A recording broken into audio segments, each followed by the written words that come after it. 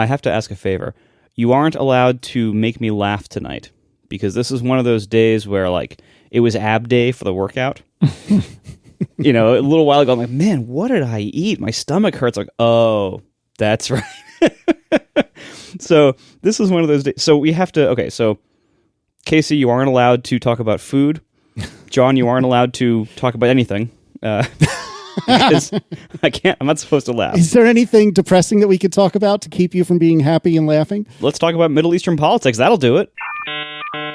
I don't know how to handle this, right? Because I don't think that any of the three of us want to ignore it, because that's not really right. And I'm kind of proud of how the three of us treat these sorts of really terrible things. And I'm proud that we stand up for what we believe is right. But I don't know what the right answer is and what to say that's not going to upset somebody. Not saying things is upsetting people, and I can understand that. Saying things is probably going to upset potentially even more people, and I don't want to upset people. It's really complicated for me because of my heritage and background. So my dad grew up Jewish, full stop. His grandfather was a rabbi. His brother, their whole family is Jewish. My mom is Catholic, and because of that, I was raised feeling guilty about everything, but otherwise not much of anything. But that being said, it's an odd thing for me because even though I don't feel terribly religiously Jewish, and we recognize some holidays, and we're probably terrible Jews. You know, my immediate family is in, both my parents and my brothers and myself, but also, you know, Aaron and me and the kids. We recognize some of the bigger holidays, but I don't feel terribly religiously Jewish, and one could make an argument I'm an imposter, but I do feel to some degree ethnically Jewish, and I hope that's not offensive because I don't mean it that way at all. But I feel like that's a part of my heritage, whether or not I embrace the religious side of things. And to see what happened in the Middle East, it hurts. Like, even as someone who is pretty well removed from it by any definition, it hurts. It doesn't feel good. And to know that more Jews were killed on a single day than any day since the Holocaust, like that's not cool. I don't care what your particular opinions are about Israel, about Palestine, about Palestinians, about Israelis. Murdering innocent civilians, particularly children, that ain't okay. It's just not okay. We can have, well, I don't know if I'm capable of it, but one could have a nuanced conversation about the politics in the Middle East, about how we got to where we are today. But I think it's important to note that anti-Semitism, from everything I've seen, not personally, thankfully, but everything I've seen, is that it seems to be on the rise, and that's not good. And I don't care who it is, murdering and kidnapping and doing terrible things to civilians, particularly children, is unequivocally not okay. There is no justification for that in my mind. There's just none. There's just none. And I wanted to say that, and I think we, to a degree, wanted to say that. And I don't know if either of you guys have, maybe Marco, you might have something to add too, but I just want to make it plain that this is uncomfortable for me and for us because we know that there's so much that we don't know, but we wanted to acknowledge that this is messed up and it ain't right. And there's a lot more messed up things that will be happening that are also not right. It stinks. It just really stinks that here in the year 2023, this is still going on with anyone. Like, I feel like humans should be better than this, but we're just not, and it sucks. And I don't know what else to say other than I feel so bad for everyone involved, and it sucks. That's honestly, I think you put it really well, and you've actually said a lot of what I wanted to say. So I'll be short. You know, I don't have any personal connections. I don't have any heritage in the region. I am no longer religious, but I was brought up Catholic, and besides having a ton of Jewish friends, because I've always grown up I grew up mostly in Jewish neighborhoods. Almost all of my ex-girlfriends happen to be Jewish. You know, look, I have a type. But you know, it doesn't affect me, you know, personally in that way. But and largely, I mean, geez, I don't know anything about Middle Eastern politics, except that it's very complicated and very messy, and there's no simple solutions. And so I don't think it's a good idea for me to comment on the politics side because I don't have any idea what I'm talking about in that area. At first, like right after this happened, you know, we could have talked about this on last week's show, but I kind of viewed it as like I didn't want to do more harm than good by talking about Middle Eastern politics because I don't know anything about it. But you don't have to talk about the politics of the region to talk about the actions of a terrorist group against civilians. I was afraid to talk about the politics, but I'm not afraid to talk about that. In the past, the positions we've advocated for on the show whenever various issues came up, black rights, trans rights, women's rights, the arguments we've made back then at various issues of the day were mostly boiling down to equal rights and basic safety, no matter who you are. And I think it's perfectly consistent and valid to argue for that. And therefore, I don't believe it's ever justifiable to mass murder civilians. From that point of view, the Hamas attacks in Israel were definitely terrorist acts that intentionally murdered civilians. And that is never justifiable. And I think it's perfectly valid to consider that separately from your opinion on Israel or its actions in this area. 'Cause the actions of a state or a terrorist group don't represent the entire population. And so the politics are very complicated, but the human rights angle, I think, is not complicated. Murdering civilians is always wrong. That's my hot take. Murdering civilians is always wrong. That to me is is not that arguable, to be honest. I don't consider that complicated of a thought. And there's a lot of very good reasons for a lot of people around the world to be angry or scared or very deeply saddened by all of this. And so my heart goes out to anyone affected by this, and I will always condemn the murdering of civilians, no matter who's doing it, whether it's us, whether it's our fringe terrorist groups that we have in the U.S., like white Christian nationalists, or whether it's across the world. Murdering civilians is never justifiable. Yeah, I couldn't agree more. Very briefly, Casey Neistat, who is a very popular YouTuber that you may or may not enjoy or may not be familiar with, his almost 9-minute video on this, which was a few days ago as we record, I thought was just perfect and worth watching. And if memory serves, Casey grew up religiously Jewish in this, and also ethnically Jewish in the same way I was describing. And so it hits home stronger for him than it did for me. But I think it's a really good video and a really good encapsulation of kind of how I feel too, if I'm allowed to glob on to what he had said. We're trying, we're learning, we're doing our best. And yeah, I guess the only thing that the three of us can do from here is to just try to do a regular show and try to put a smile on your face, and but not make Marco laugh, because that's a step too far. Not today. All right, so we hopefully we'll turn that frown upside down and tell you. Well, if you're American, if you're frowning in British, I don't know what to tell you. But if you're American, we're going to turn that frown upside down. And we have a new member special that we released a few hours ago. We are recording this that you're listening to now. We're recording on Monday night. So if all the fun things happen Tuesday or Wednesday or what have you, then our bad. It's just we had a little bit of a scheduling change for this week. So when Nintendo inevitably gets bought by Apple tomorrow, our apologies. But nevertheless, we released today on Monday a new member special, which John brought to Marco and I and told us basically nothing about what we were about to discuss before we recorded. John, I will leave it up to you, because whatever I choose will be wrong. How much would you like to reveal about the member special that we just released? I mean, whoever posted that on Mastodon already revealed a lot about it. But so the title is ATP Diamond Dogs, which is a reference to the Ted Lasso show. I'm not sure if we explained that on the show, but anyway, we did not. Google for Ted Lasso Diamond Dogs, and you will find an explanation. Maybe we'll put a link in the show notes if you remember. Colon, because that's the way that the specials work. It's some phrase, colon, and then a title. So ATP Diamond Dogs, colon, talk me out of it. And the topic I was bringing was something that I was thinking about that I wanted Marco and Casey to talk me out of doing. I think the post on Mastodon said it was a project. I won't reveal more than that, but it was some project I was considering embarking on, and it seemed to me to not be a great idea. So I said, Marco and Casey, talk me out of it. But really what I wanted to do was let's weigh the pros and cons of this approach, or of this project. Should I do it? Should I not do it? And even if you don't care about the project or whether or not I do it, because I'll spoil that the project is somewhat relevant to the show, right? So it's not just like a house painting project.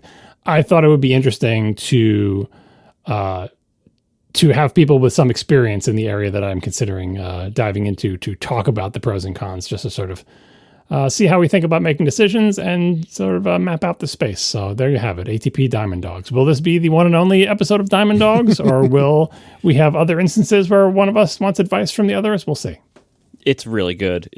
I would look. Our member specials. There's a lot of winners among them. I will happily toot our horn in that direction. This one is particularly good, and so you should really check this out. Yep, I had a lot of fun with it. It took me by surprise. I didn't know where we were going with it, obviously, but I did have a lot of fun with it. All right, let's do some follow-up. And we actually got some interesting follow-up from Will Kiefer, who is the CTO from Rewind AI, which is the company that does the live streams. And Will wrote in to say, I'm the CTO at Rewind AI, and more importantly, an avid listener to ATP and the expanded ATP universe for at least 8 years. Well, thank you, Will. I appreciate how even your discussion of the Rewind Pendant was in episode 556. It is a terrifying yet likely future for technology, and you can count me in as a skeptic. However, I'm hoping that we can develop it in a way to establish proper privacy baselines and expectations for the entire class of product. The same goes for Mac, iOS, and Windows apps, forever private. For example, when we launch Backup or Sync, it will be fully end-to-end encrypted forever. No employers or governments should ever have access. And this is even more important as what we capture extends beyond your personal Mac or iPhone. That's a pretty good answer. It is. I mean, I'm first of all, I'm glad to hear that somebody responsible for one of the products that we talked about and criticized wrote in a way that was very constructive and not like making us feel terrible for having said anything bad about it. Yeah. That's good because things have gone the other direction sometimes. But I think it's good that, important people like Will at Rewind have their heads in the right place for terms of privacy and everything. I think the concerns remain about the possibility of this product and this technology, whether they do it or not. Largely, when we talk about this kind of stuff, we try to generalize it because it's not quite really just about what if this particular company does a product that does these things, but there's a larger issue of like, well, now that it's possible to make this kind of technology reasonably practically and reasonably easily and reasonably affordably, if there's some line that Rewind AI chooses not to cross, someone else will cross it. Some product will come out that does this thing that, even if they choose not to. The specific actions of this one particular company, I think, are less relevant than the ideas in general of like, wow, now that, that consumer tech is so capable and so cheap, and we have these new AI capabilities that are becoming so accessible and cheap and widely available, what's going to be possible in the world? What products will exist, not just if Rewind makes it, but if some random company with a name full of vowels on Amazon sells it to you for $35, like that, if they don't do it, someone else will, basically. And what does the world look like once that becomes commonplace? Couldn't agree more. I just thought it was real nice that because they sent this email and I replied and said, I assume that you don't want me to say any of the stuff that you wrote in this email on the show. And he said, no, you can say anything on the show. So I thought that was really nice. All right, Alexander F. writes, listening to Casey's segment on 80% charge limit setting, I think you might have misunderstood this battery setting. The intention is not to simply stop charging at 80% and leaving you with a less charged phone. The intention is to stop charging at 80% until an hour or so before you take the phone off the charger, then top it off to 100%. As the setting text says, the, quote, iPhone learns from your daily charging routine, quote. I have this setting on. I charge my phone every night. It is always 100% when I take it off the charger in the morning. So I don't think I did a particularly good job explaining what I was talking about if this is one of the emails that we got in, because that is one of the three options that is on the iPhone's 15. And that is, what do they call that? It's like optimized battery charging. Yeah, that's been around for a few years. Mm-hmm. And please, everyone, stop writing in. Just give us a second to finish this thought. Yep. Now, with the iPhone's 15, there's optimized battery charging, which is what we just spoke about. There's none, which is, always charged to 100% anytime you're on the charger. And this new thing that I was describing last episode, which is referred to in the settings as 80% limit. And so reading from an Apple support document, with iPhone 15 models, you can choose between optimized battery charging, 80% limit, and none. When you choose 80% limit, your iPhone will charge up to about 80% and then stop charging. If the battery charge level gets down to 75%, charging will resume until your battery charge level reaches about 80% again. With the 80% limit enabled, your iPhone will occasionally charge to 100% to maintain accurate battery state of charge estimates. This is what I was talking about. So it's a hard stop with asterisk, a hard stop at 80%. And that's what I was playing with for a few days. And if I wasn't such a ball of stress, I think I would have stuck with it.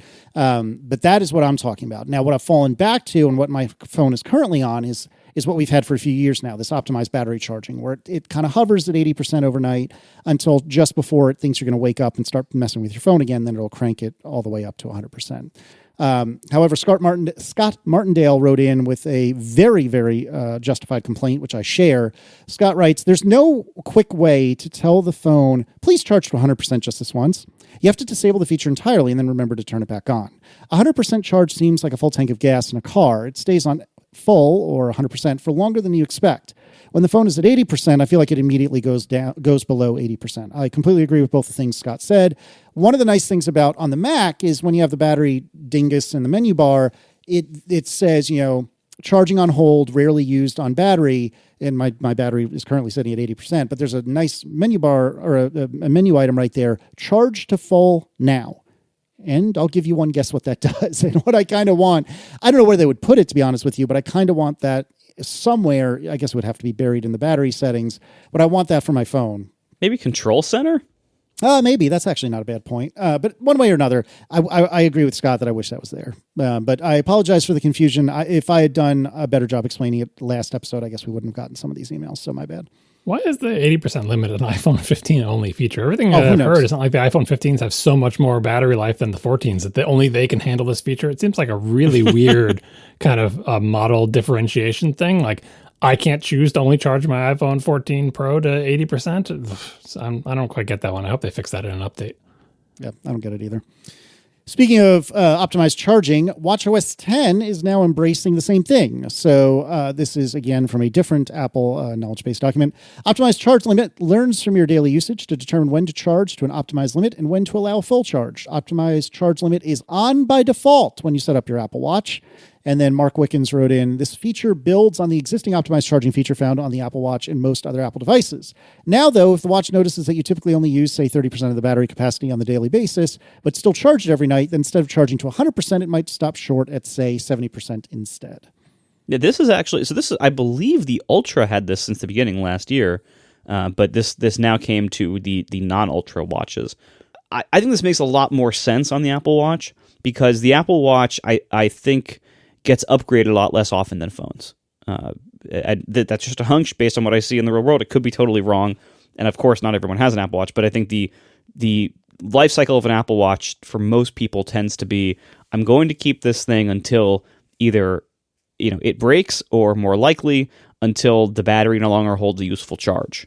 That seems to be what kills Apple Watches for people, is like the battery no longer holds useful. Because like most people are not super jumping on the idea of like, I need an Apple Watch with a faster processor, like, or whatever. There's no camera there. There's a lot fewer upgrade drivers for the Apple Watch, so it seems to be more about, does it still work for me? And one of the biggest limiting factors is, does the battery make it through the day? For Apple to add a feature that should theoretically help long-term Apple Watch battery health and help the Apple Watch have a longer useful life for a lot of its customers is pretty cool. If that's the reason they did this, and it probably is, first of all, it's very unselfish by them in the sense that it's kind of the opposite of planned obsolescence. It's like, I guess, planned extension lessons. This is a pretty cool thing if that's going to be the outcome of Apple Watches lasting longer out in the field. And so the way I would view this probably working out for people is they leave it on the default for the first few years. Once the battery has degraded to the point where it's not super useful at 80%, they can then just turn the setting off and charge to 100% from that point forward and get a bit more time out of it before it can no longer make it through the day. So that's a pretty cool feature. And for the handful of power users who actually need a larger part of the battery, from the beginning, like for instance, if you're using it for sleep tracking, it might be inconvenient to limit it to 80% for that use, depending on how and when you charge it. But for most people who are not using it for sleep tracking and are just wearing it during the day, this is a cool feature. On the phone side of it, I think it's far less likely to be used. I think a lot more people, and that's probably why the phone version is not on by default, because I think they know that first of all, again, they run the risk of causing a scandal if your phone only has 80% of battery life by default. You could go into this secret setting Apple doesn't want you to know about to get your whole battery. Like, you could see that going badly on the phone. But also I think people are less likely to give up the day-to-day capacity on their phones. I think they always want all of it on the phone because they actually often use it. We are sponsored this week by Hatch and the Hatch Restore 2. Look, if you are still using an alarm clock, God forbid, or waking up to your phone alarm, you should hear about this. So the Hatch Restore 2 is basically a really nice version of an alarm clock, and it goes so far beyond what you think of. It's an all-in-one dream machine. This is a sophisticated sound machine, light, and alarm clock, and it's beautifully designed, fits right next to your bed. You know, I got to say, I was a little skeptical whether I would enjoy this, and I really do. I've just been using my phone for years as my alarm clock, but before that, I used one of those like sunrise simulating alarm clocks that lights up slowly, and I really liked it, but it was never very bright, and the sounds were horrendous and very limited. The Hatch Restore 2 is an amazing version of that. So the light, you can customize it, different colors, different brightnesses, whatever you want it to be. They have a whole bunch of like cool presets like Desert Sunrise or, you know, Jungle Mountain or whatever. And they're all really cool. And I kind of like switching between them. And there's so many more features with the Hatch Restore 2. They have mindfulness exercises, meditations. They have sound machines if you want to sleep with sound or if you want to kind of like chill out for a while. They have all that supported. And of course, it's also a really good alarm clock. It has all these modern features, this amazing light feature, these wonderful sounds that are much more graceful and much nicer than what I've heard before with other products. So check it out. Great sleep cannot be forced, but it can be learned. Revolutionize your mornings with Hatch. Right now, Hatch is offering you $20 off your purchase of a Hatch Restore 2 and free shipping at hatch.co/ATP. Sleep deeply and wake gently with the Restore 2. Go to hatch.co/ATP to get $20 off and free shipping. That's hatch.co/ATP. I strongly suggest you check this out. Again, this is so much nicer than waking up with your phone, and there's so many more features beyond that. So check it out, hatch.co/ATP. Thank you so much to Hatch for sponsoring our show. All right, let's enter the photos section of the follow-up, and we have a fair bit of follow-up that was very interesting and useful with regard to, I think it was an AskATP from last week. How do I back up photos from an iOS device? And so we got a smattering of different pieces of follow-up about that. Jonathan Freese writes, a paid Flickr account, they still exist. A paid Flickr account can be used to back up all the photos from an iPad or iPhone using the Flickr app. I've used this approach as a backup solution for years. Dan Lithio writes PhotoSync, and actually a lot of people wrote about PhotoSync. PhotoSync, even if you only have the space optimized version on the iPad, PhotoSync will download the full quality original and then back it up wherever you want. For live photos, it will back up both the photo and the video, which can be read and combined by Mac Photo app should you need to restore. And it works with many different storage backends, both local and cloud. Samba, Dropbox, is it Samba? I don't know. Network shares, Dropbox, S3, Backblaze B2, and I think even USB drives, etc. And then Dan continued, Google Photos. Even if you only have the space-optimized version on the iPad, Google Photos will force the original to download and then upload that to Google. I'm guessing the reason that you guys shot down Google Photos and wouldn't be thrilled about PhotoSync either is that they don't back up your photo library metadata. However, with iCloud as the main backup for everything, I would say that some people wouldn't mind a backup of the raw pics without metadata or edits if that's all they could get. Renee Fouquet writes, I probably pronounced it wrong, I'm sorry. Anyway, Renee writes, Synology Photos has an iOS app that automatically backs up photo and video originals in the background. You need to open the app from time to time to re-enable the background processing, but that's only every few weeks or so, and it reminds you with a local notification. It works very reliably for me. I've really wanted to dabble with Synology Photos, but I feel like my photo solution, as convoluted and ridiculous as it is working for me, and so I have no real dire need or reason to mess with it, but I've really thought about it, and I've heard mostly good things. Ping Lu writes, I'm using iCloud, OneDrive Photo Backup, and Google Photos to back up all my photos from the iPhone and iPads to the different services simultaneously. And Pete Spee chimes in, the OneDrive family plan allows up to 6 users to have 1 terabyte each for a total of 6 terabytes. Even if you don't have 4 kids, you can create 6 accounts, link them together via shared folders that allow users to read and write to the additional account space. Casey will be interested in this additional hack. You can use the Synology Cloud Sync package to back up your NAS to all of these accounts, and as well as simultaneously allowing all 6 user accounts to be synced with whatever Synology shares you have to take advantage of all the storage. The 6 terabytes of cloud storage is $100 per year from Costco, and you get Office 365 for all the users as part of the package. I think it's the best deal going when compared to Amazon, Google, or iCloud Drive space. And then finally, Chris Chiaffi, I think that's how it's pronounced, writes, Amazon Prime comes with photo backup. It's included with Prime, so while it's not free, many people already have access. Like you said in the show, it's far from a great solution, though. First, the initial upload is painful, even for moderate photo libraries, since it needs to first download the full-size image from iCloud before it sends it to Amazon. Second, it doesn't really run in the background, so I had to create a one-action shortcut to launch the Amazon Photo app every few days. And then finally, it might be a cheaper or easier option for those of us without a Mac. Oh, and I'm sorry, one more thing. Several people wrote in about Dropbox for iOS, has a photo upload feature as well. Yeah, these are all backup solutions that are trying to work within the constraints of iPad, iOS devices to push to cloud backups, essentially. A cloud backup that's not iCloud and is more of a backup than a live thing. So a lot of these services, like you're just going to take the photos and chuck them into this bucket and it's not connected to your iCloud library. So if that gets hosed, you still have these backups. So it is an additional backup, but it's also an additional cloud backup and all these little shenanigans you have to go through. Oh, don't make sure it's, you launch it every once in a while to make sure it's running. And of course, if it's downloading photos in the background and then pushing them up to the cloud, it's potentially burning your battery while it does that. I think these are all better than nothing and reasonable options. But like we were talking about in the last show when we were saying that we thought Macs should have iCloud backup like the phones do. And we thought phones should have Time Machine like the Mac does. And Time Machine is kind of a different, more of an old school kind of thing where it's like, you know, obviously you wouldn't connect a hard drive to your phone, or maybe you would in the USB-C days. But anyway, it's like a batch process where like, I'm going to run Time Machine backup now, and it's going to back up stuff over some fast connection, either a local network or a wire, to something that is in my house right now. And there's a place for all of these in your own personal backup vortex. You should have cloud backups. You should have local backups. You should have backups that happen transparently in the background that you don't have to think about. You should have backups that run periodically and are more heavyweight.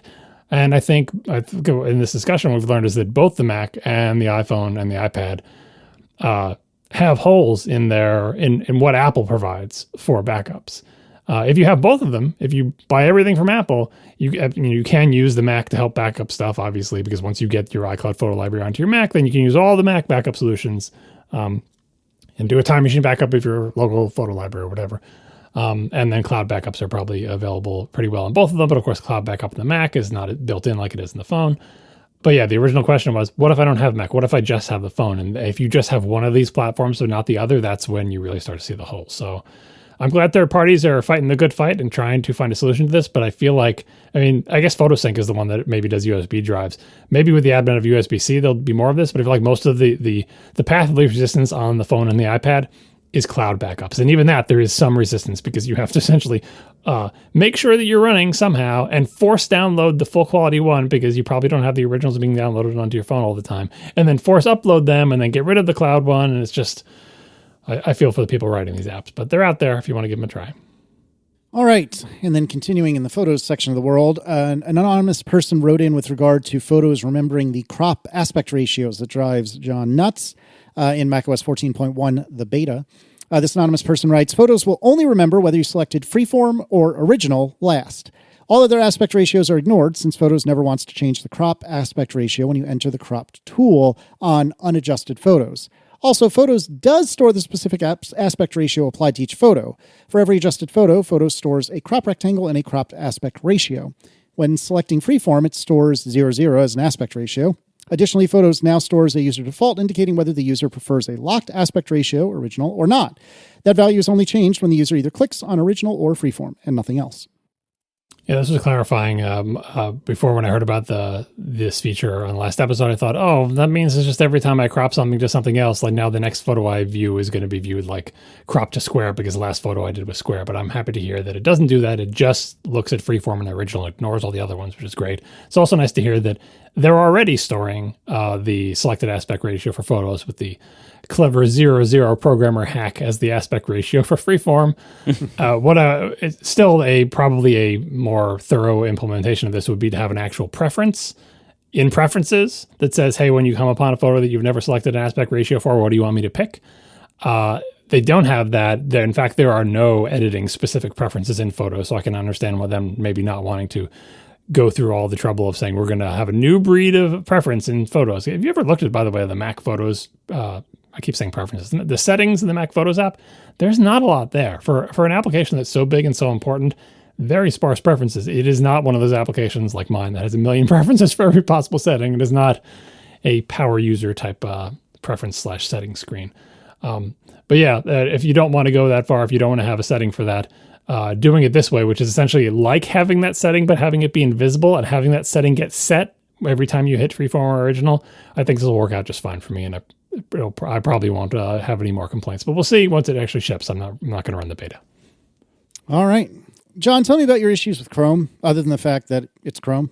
This was last week. I was talking about getting Docker image up and running to do dev work on the ATP CMS, and that was all swell, except Chrome kept throwing this network error, network changed error, and I couldn't figure out what it was until I realized it was only there when I was running Docker.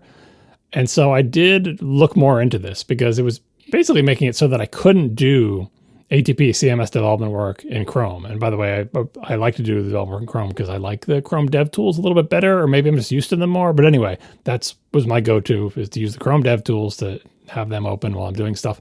But it became untenable because it was like 50% of the HTTP requests sent from the browser would die with failure because of error network changed. So I started Googling. And Googling was one of those depressing, search sequences where you're like, oh, I'm not the only one who has this problem, and it's super old. And I was finding the bug reports against Chromium or whatever the open source project is that underlies the engine where this error is taking place. You could find reports starting in 2019 for error network change when Docker is running. Cool. Right? And so the first one was open in June 17th, and it was closed as won't fixed in July of 2019. And then November 15th, one was filed, and that was closed as won't fix on December 1st, 2021. Speaking of 2021, more different. These are all new reports. March 29th of 2021, that one was closed as won't fix on September 28th. September 29th, another one was filed. That one is still open. But this is a depressing series. I read through all these threads. Like, why are they being closed won't fix? I still don't have a good answer to that. Like the people who do the browser engine are saying, well, the network did change, and so this is legitimate error. And the people who are filing the bug saying, I'm just trying to use your web browser, and I happen to be running Docker, and it becomes useless. Like, you can't use the web browser to browse the web. Like, if you maybe you wouldn't notice this if you didn't know the DevTools, but if you open up the network pane on the DevTools and just do literally anything in Chrome, it just fills with red. Error network change, like those requests fail, right? I mean, it made me very impressed with how like robust Gmail is. Because with like 50% of the requests failing, Gmail is just like battling its way through. You get that little yellow banner at the top and it says you can click to rethrive. It didn't break the app. It just made it, very slow and terrible. But many other applications just totally break because if they can't run HTTP requests, they're like, oh, the network's gone. I don't know what's going on. Here's the thing about this bug. Other web browsers work fine, right? If you run Safari when Docker is running, you never get these errors. It is a Chrome-specific thing. And the theory, I don't know about the internals here, but the theory that is put forward in a lot of these bug reports is Chrome notices that something relating to the network for this computer has changed. And the argument of the people in the bug reports is, yeah, but if the thing that changed is totally irrelevant to Chrome, like if it's some networking thing that Docker is using that has no relation to any of the connections that Chrome has, why does it care? Why doesn't it just keep using its connections? They're fine. All its connections are fine. Docker's not messing with Chrome's connections. You can make HTTP requests on any port that you want. Everything's fine. But Chrome says something about the networking changed. Nope. Kill everything. and for years, since 2019, they've just been closing these bugs as won't fix. No, this is working as designed. Network change, we kill everything. And I feel, I don't know the details, but I feel like the strongest argument is this doesn't happen with other web browsers. So I feel like it shouldn't happen with Chrome. So that was disappointing. I had to switch my web dev to Safari, and their dev tools have gotten better over the years. So I'm just not quite used to them. So anyway, I switched to Safari, and then Gavin Harris wrote in to say that he's swapped away from Docker Desktop on the Mac to use OrbStack, orbstack.dev. He says it works great for me, and it has the added benefit of being able to run a Linux VM. And their motto on their website is OrbStack is the fast, light, easy way to run Docker containers and Linux. It does run Linux VMs if that's something you want. It's not what I want. But it kind of a drop-in replacement for Docker Desktop on the Mac. Like you can just run Docker containers just as is in them. It is another thing that runs Docker. And I had high hopes that this would solve my problems. It's a native Mac app instead of like Electron app like Docker is. And it's, there's nothing to install. It's just a little app thing. But it does, first of all, it asks you if you want to import all your images and containers and stuff from Docker, which I did, and that worked.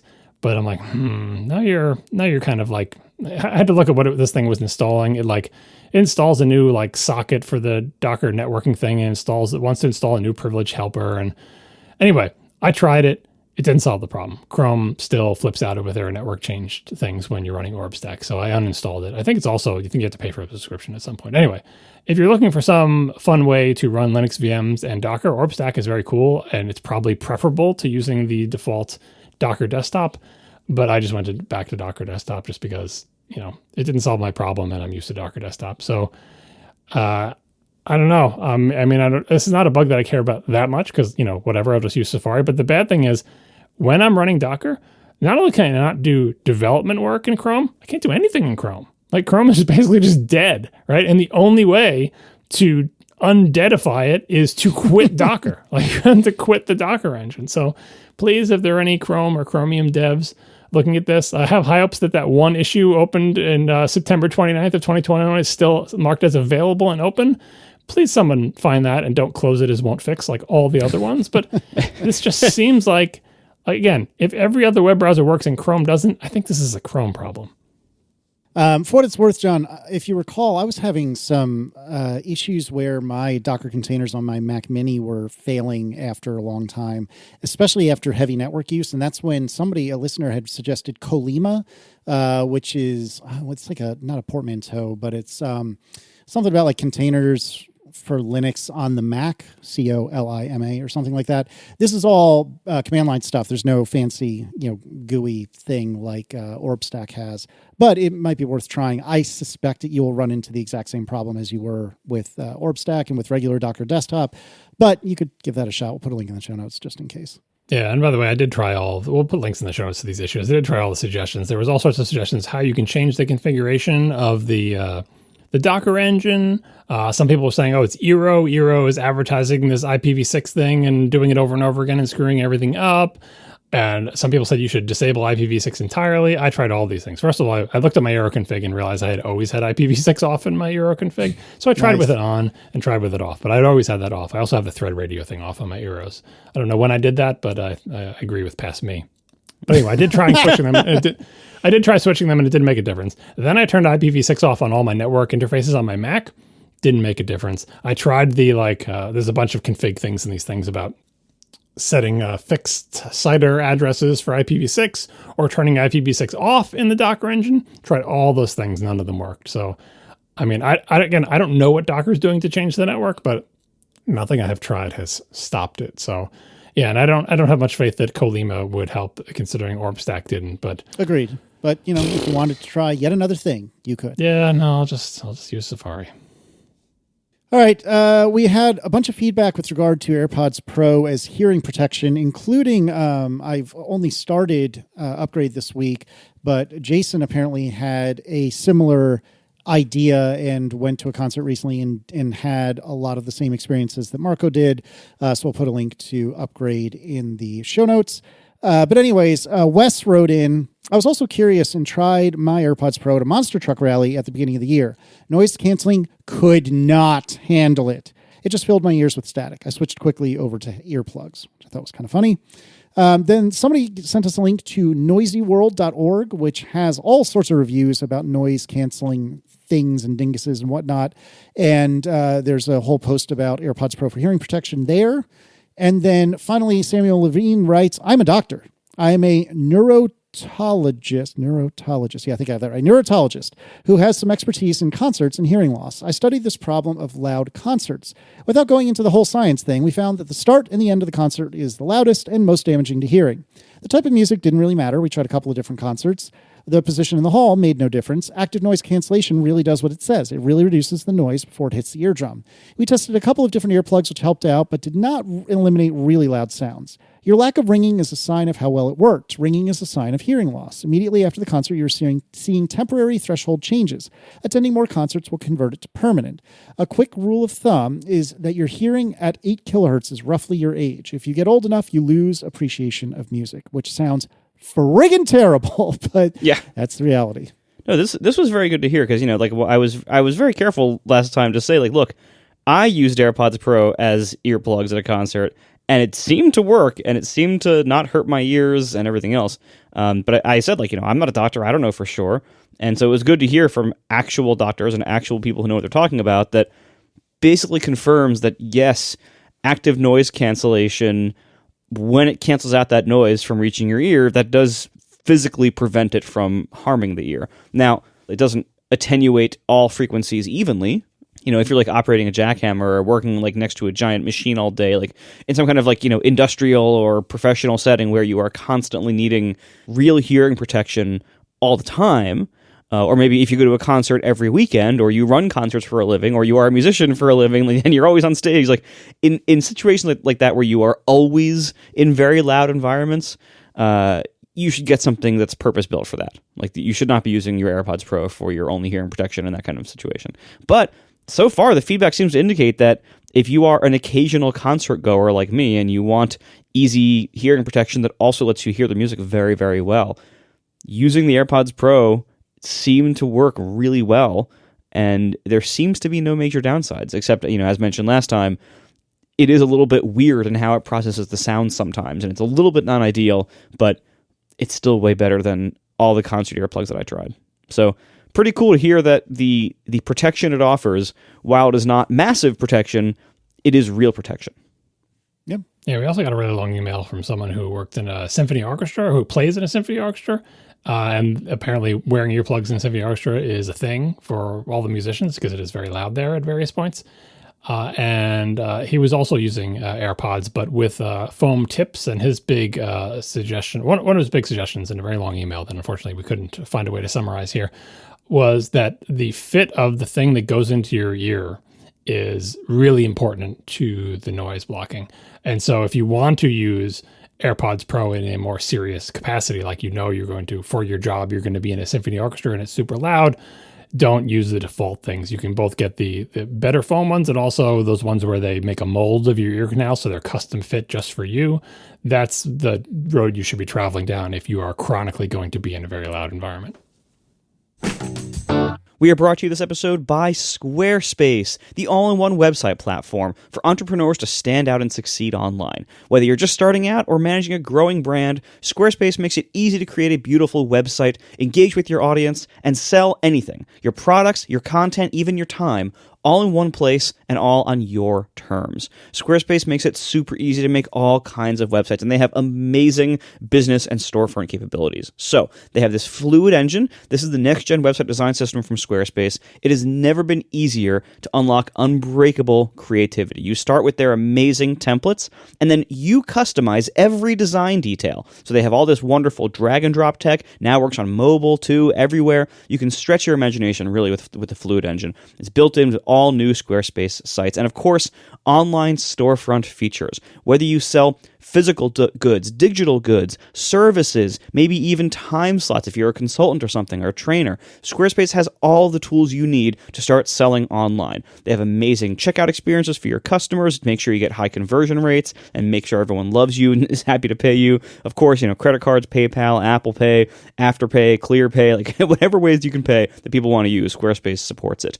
They have wonderful analytics to back it all up, so you can really use insights to grow your business. And your site doesn't look like a cheesy template site. It looks like your site because you have customized it with your branding and your colors and your theme choices and everything else. So see it for yourself today at squarespace.com. You can start a free trial there, build the whole site, see how much you like it. I bet you're going to love it. When you are ready to launch, go to squarespace.com/ATP to save 10% off your first purchase of a website or domain. Once again, squarespace.com/ATP to save 10% off your first purchase of a website or domain. Thank you so much to Squarespace for sponsoring our show. All right, so let me remind you, like I said earlier, that we are recording this on the evening of Monday, October 16, and depending on what rumors you are listening to, everything in the world is going to change in the next couple of days. So, or nothing at all. Who knows? Or nothing at all. Yeah, who really knows?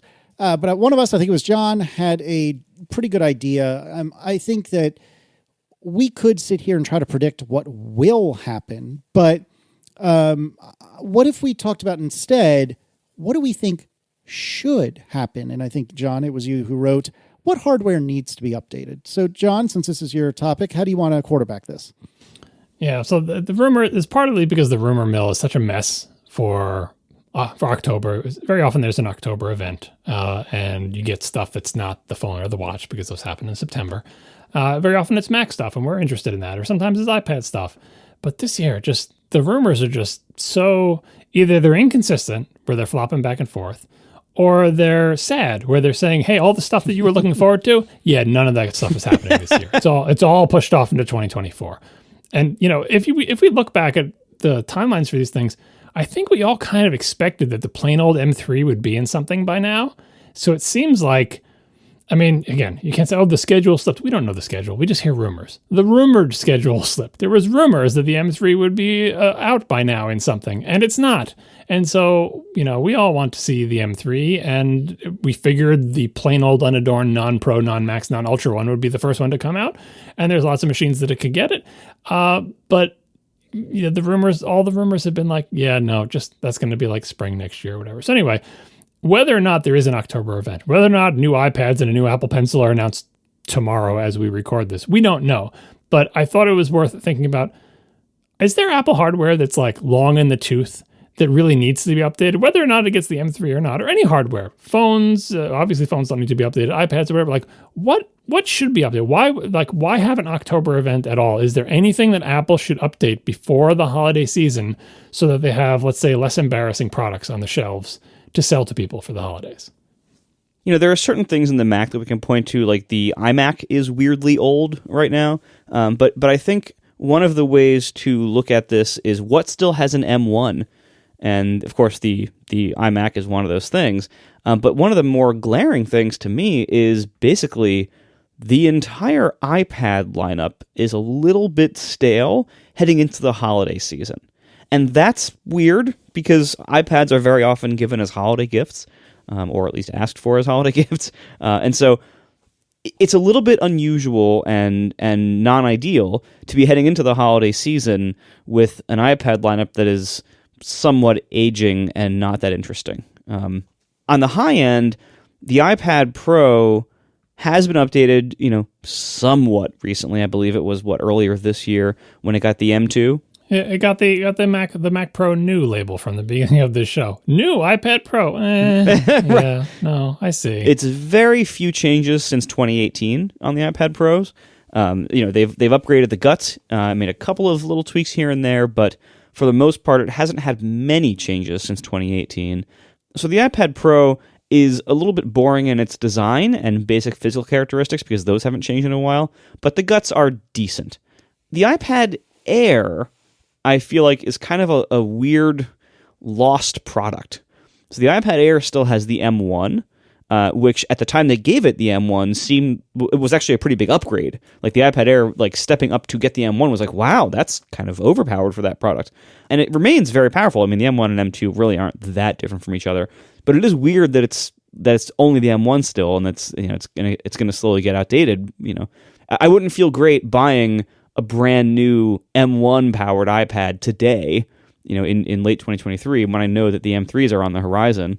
I don't know. I think I would. Like for the iPads, I know the M1 is older, but like I feel like that's especially for the non-Pro iPads, an M1 and an iPad, it has the advantage of being less power hungry than the M2, and I think it has plenty of power for an iPad. Like I feel like the main problem with the iPad line, the things that need to be updated, is it's because they updated the lower end iPad to have like remove where the FaceTime, or not the FaceTime camera, remove where the did they just move the pencil attachment point on that one? I forget what they did to the new one. Well, the base model iPad, that it was updated to basically have the modern shape. Like before this latest update to the base model iPad, it still had the home button. So the new iPad has the new screen shape. It supports the magnetic pencil, I think, right? Oh no, it's got the camera on the landscape side, right? Yeah. Oh no, it does not support the magnetic pencil. But yeah, like they gave a revision in where the guts are, where the external features are on the iPad to basically make it seem like more of a landscape device. And it only happened to the low end one and not to the Pro. And the Pro got like, new guts, but everything is moved around. So the iPad line is in this uncomfortable situation where there's clearly new thinking about how to arrange stuff. externally and internally on an iPad, but that new thinking has not spread to the entire line. And so I don't think it's the M1 that is holding back the iPad line and making it seems like it needs to be updated. It's the new thinking about how iPads work. But, the Pros, I don't think they desperately need to be updated because the M2 is fine and they just got updated semi-recently. So I wouldn't put them on a list of, hey, Apple really needs to update this because it's embarrassing they're selling an M2 iPad Pro. We're just anticipating it. We all want it, especially since OLED is rumored for it or whatever. So that's a next year type product. And for any iPad that still has an M1, I think that's fine. It's the ones that have an A14. I think the Mini has the A14 or something. It's the ones that have an A something chip that is a low number that could go up by one or two. Those are the rumors, by the way, that maybe by the time you're hearing this, they've already announced new A15 or A16 iPads or whatever. And that is a fine update for the holiday season, but I don't expect them to come with a rejiggering of the internals and to allow for the Apple Pencil in a different way and all that, if they find a way to deal with the magnetically attached Apple Pencil and the camera in the new position, if that comes to a non-iPad Pro first and the iPad Pro is the last model to get it, that's going to be kind of weird. But yeah, the iPad is in an uncomfortable place, but I don't think that part of the product line is desperate for an update at this point. No, I think you're right that it's more about the inconsistencies within the iPad lineup that because they've been updated, because iPads are updated fairly infrequently. Each individual model, I'm saying, is updated somewhat infrequently, and they've had these different ideas of first of all, of course, different pencil shapes and charging methods, and then USB-C or not, and whether it's Touch ID, whether there's a home button or the Touch ID side button, whether there's Face ID, and now, as you mentioned, whether the front camera is on the long side or the short side. They've been evolving a lot of this stuff over time, but because the iPad upgrade cycle is not super fast, a lot of this stuff is still transitional across the line. And so there's all these ways that if you want to know, how does the iPad work or what accessory is compatible with the iPad, the answer is really complicated and it should be much simpler than it is. So what I'm looking forward to is it seems like the hardware that has been updated most recently has generally had its head in the right place. So I'd like to see that, go across the line more, but again, that might take a little while. And I think it forms a very confusing lineup for people. When you look at, first of all, it's hard to compare the iPads performance-wise because, the base iPad uses the A14, the iPad Mini, which is smaller but more expensive, uses the A15. Then the iPad Air uses the M1, and the iPad Pro uses the M2. They cross entire chip families with different naming conventions and different they cross that whole thing within what is ostensibly one product lineup, the iPad lineup. And then the capabilities are so weirdly different between them all. And there's all these little asterisks on, which one you buy, then that will mean X, Y, and Z. And it seems fairly confusing. I'm even as a person who, follows this stuff as a big part of my living, if I wasn't looking at the Apple Compare page and you asked me, what chip does the iPad Mini have? I would have no idea. And I owned one. And I would have no idea. It's a very strange lineup, and there's all these weird little inconsistencies. And so I hope over the next cycle of updates, whenever that happens, I hope they start ironing them out. But all that is to say, heading into the holiday season, unless the iPad lineup changes, which is rumored to either change significantly or not at all in 12 hours. So we'll see. But hopefully heading into the holiday season, I hope there is some kind of fresh new change to the iPad lineup. So far, the rumor is that it's going to at least have a new pencil, maybe. If that pans out, that sounds good, maybe. But that doesn't sound like a big thing. That sounds like a small thing. So we'll see. Not knowing what chip your iPads have in it is more towards my argument that it doesn't actually matter as long as the chip is fast enough. The iPads are not particularly demanding, even for things like games. I think most iPad games are tuned to be able to run on the inexpensive iPads because so many more of them sell. I don't think that's where these things need to be pulled up. There's still that one that's still on the old design with the home button, but I think part of the rumors for the new pencil are related to the same thing with the home button is Lightning versus USB-C, right? Obviously, everything in Apple's line we all presume is going to shed Lightning and go to USB-C. So if there is a new Apple Pencil, the new iPad with the new arrangement of stuff still has the Lightning Apple Pencil, right? Because it doesn't have the magnetically attached one. Is there a USB-C equivalent of that kind of pencil, or do they never ship one like that? Do they finally get rid of the last iPad where the home button, or does it just keep going with the home button and Lightning for longer until it gets replaced by a new design model? It is iPad-ish season, and we all want the updated iPad Pro with the OLED screen because that's the fanciest, most expensive one. But yeah, the whole rest of the line is still kind of, so I don't think, I think iPads can get away with a lot of older stuff in ways that other products can't.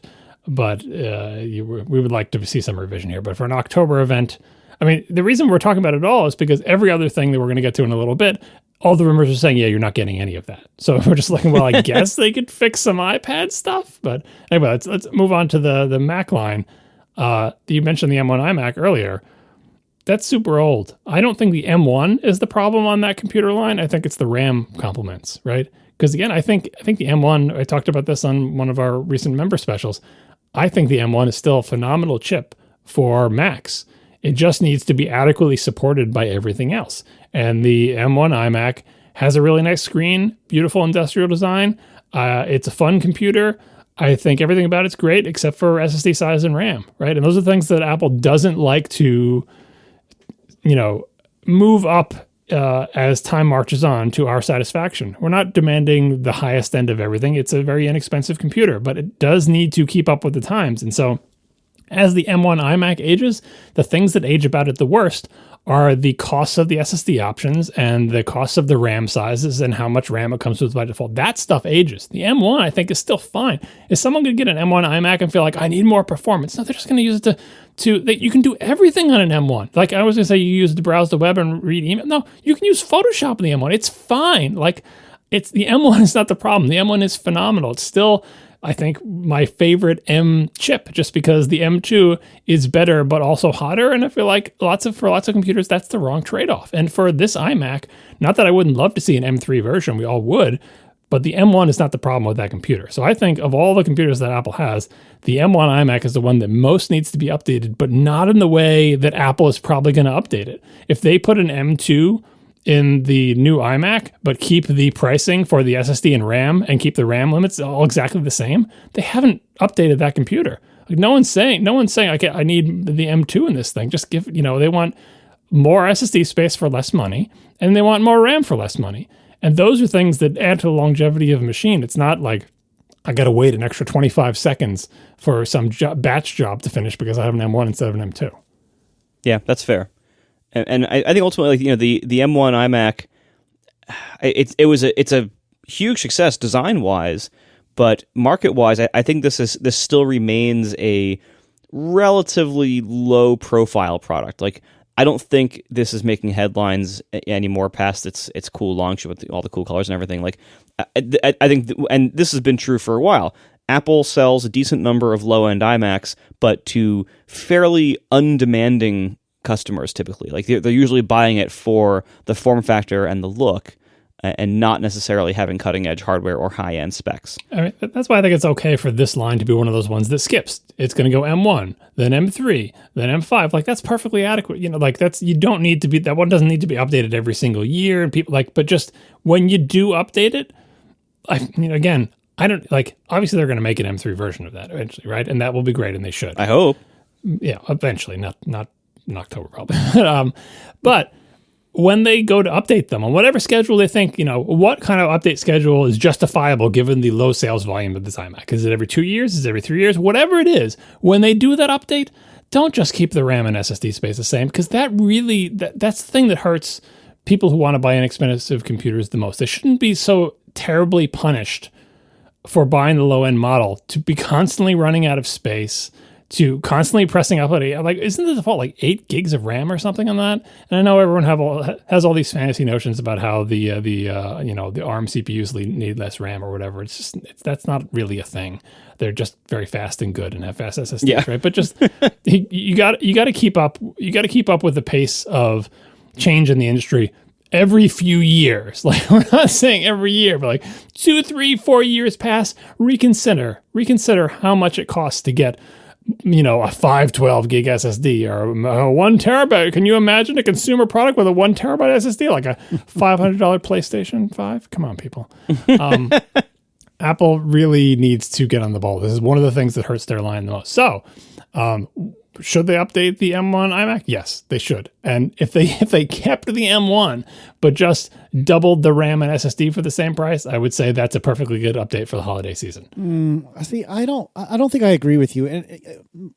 All right, I'm trying to say like 7 sentences all at the same time. So I agree with you that in actuality, the M1 is more than sufficient. I 100% agree with you. But if I'm a consumer, and I was going to say, if I'm a normal person, but even as me, even as Casey, I think it would be hard for me to willingly buy a machine that has a 1.5 to 2 year old CPU. Like, that means something new is imminent, and I'm just not going to want to do that, especially if I'm spending the kind of money that a computer costs. The older these main processors are, the less likely I am to want to buy one. And I think that's true for regular people too. If they spend even a modicum of time researching, I think that they would say the same thing. I don't know. I mean, they buy these iPads with these ancient phone chips in them. They don't care. Like, I feel like the M1 iMac is at that point. They like the colors. They don't really care what... I agree that, obviously we all on this program think, it should have an M3, right? It's time. Like, I think every other year is a reasonable cycle for that machine or something. But I don't know, like, that's a good question, but certainly people don't shop for iPads that way. You see people buying iPads. If you even try to tell them what's inside it, they do not care, right? That's just, how much does it cost? How big is the screen? Can I get a case on it that my kid won't break? Like, it's only when you get into the tech nerd stuff and that people start even asking what the processor is. Now, Macs are different than iPads, and I agree with that. And maybe people can look at an M and see a number and understand that higher is better. But I think the big convincer would be, if you're in an Apple store, sit down in front of the computer and use it. Like, there's nothing you can do with that in an Apple store that's going to make someone who wants to buy that computer make it seem like it seems slow. And again, it should upgrade to an M3. Or hell, if you want to go M1 to M4, skip 4. I don't care what your cadence is. Pick a cadence that is justified by the things that you sell. But when you do that update, do it for real. And if we want to be really greedy, we'd say, hey, while you're selling that M1 model for whatever number of years until you decide to do the revision, imagine during that span that you actually upgraded the base RAM and storage prices. Imagine that. That's so unheard of for Apple. But I think the place where they should do that is the low end. That's what we complain about all the time because they're charging so much money for this 8 terabyte SSD that we want to buy or whatever. But the low end is where it hurts the most. We see it for everybody who used to get phones with too little storage, right? Or someone fills up their computer and they have no idea what to do. And it's like, and the answer for these things is like, well, buy a new computer or learn how to boot from an external drive, or like, it's so complicated. So I really feel like this is the weakest part of the Mac line. When I look at the other parts of the Mac line, things are looking great. The laptops, do any of us have any complaints about the laptops going into the holiday season? I don't. No. The laptop line is great. I mean, we're all like, hoping for cool M3 updates soon, but we don't we're not really like overdue for them yet. Like it's still fine. Yeah. Like if someone you knew got one of the existing ones, would you be like, oh no, you made a mistake. Don't buy that. The new ones are coming out. No way. We would say they're great. You got a great computer. Yep. I agree. One area that I think is kind of specialized, but really, really needs to be updated. The AirPods Max. That's true. I forgot that those exist. They're going to be updated right alongside the big HomePod. Yeah. No, well, look, I think the AirPods Max, first of all, even though there's a lot of problems with that product, I think their owners seem to like them a lot. Certainly Tiff likes hers, and I know a lot of people who like theirs. And also, I would guess they have probably sold way more AirPods Maxes than they ever sold first-gen HomePods. But the AirPods Max, if you look at how they compare to the recent AirPods Pro, the AirPods Max have the H1 chip, like the original AirPods. The AirPods Pro now have the H2, and that gives them a few different advantages, like some of the more advanced processing modes and things like that the AirPods Max don't have. And the AirPods Max also have, I would say, a number of significant design flaws. We all make fun of how terrible that weird case is for them. The whole the case and charging situation is really bad. There are also still lightning ports to charge and to do anything else with. So I would love to see an AirPods Max update that starts to address not only the need to move to USB-C and hopefully an update to the H2 chip, but maybe some of the other design issues that they had. So, for instance, they're way too heavy, and they use way too much metal that's itself contributing to them being way too heavy. And the case is terrible. They don't fold. They're terrible for travel. Like there's just so many reasons why that product it had a lot of own goals and they were unnecessary. So I would love to see a version 2 of the AirPods Max that updates it to the modern tech and hopefully tackles some of its design problems. Yeah, I mentioned the big HomePod because that also was like a first product of its kind, had a lot of problems, and Apple did not seem interested in updating it for a very long time. And I hope that doesn't happen to the Max because, it's like, hey, good first try. Can't wait to see your second try. And it's like, all right, maybe we'll just sell this thing for a few more years and discontinue it and then come out with a new one. I don't know. What's the plan? It seems like they should have already had a second revision by now, but I would put that on the list of things that have a lightning port that shouldn't anymore, right? There's a big long line of those. It's not a reason to update them, and it's not saying, oh, you shouldn't buy one now. We're in a transition period. I get it. But yeah, the AirPods Max is a good choice because how long has it been? It's more than a year, right? I think 2 years ago. It was because that was also released shortly before the holiday season, and it was very difficult to get them because they sold out very quickly. Because it's a great holiday gift if it's a good product. Yeah. And but that is a product where if somebody bought AirPods Max today, I might be like, oh no, you should have waited because they're getting outdated. Well, I mean, that's kind of like buying an Apple monitor now. It's like, well, yeah, it is outdated, but we really have no idea when they're ever going to make another one. So that's true. Why not roll the dice? I mean, look, we haven't mentioned the Studio Display, but we have something in the notes about a competitor that we probably won't get to today. But the Studio Display, like whenever you buy an Apple monitor, it's like, this is not cost competitive.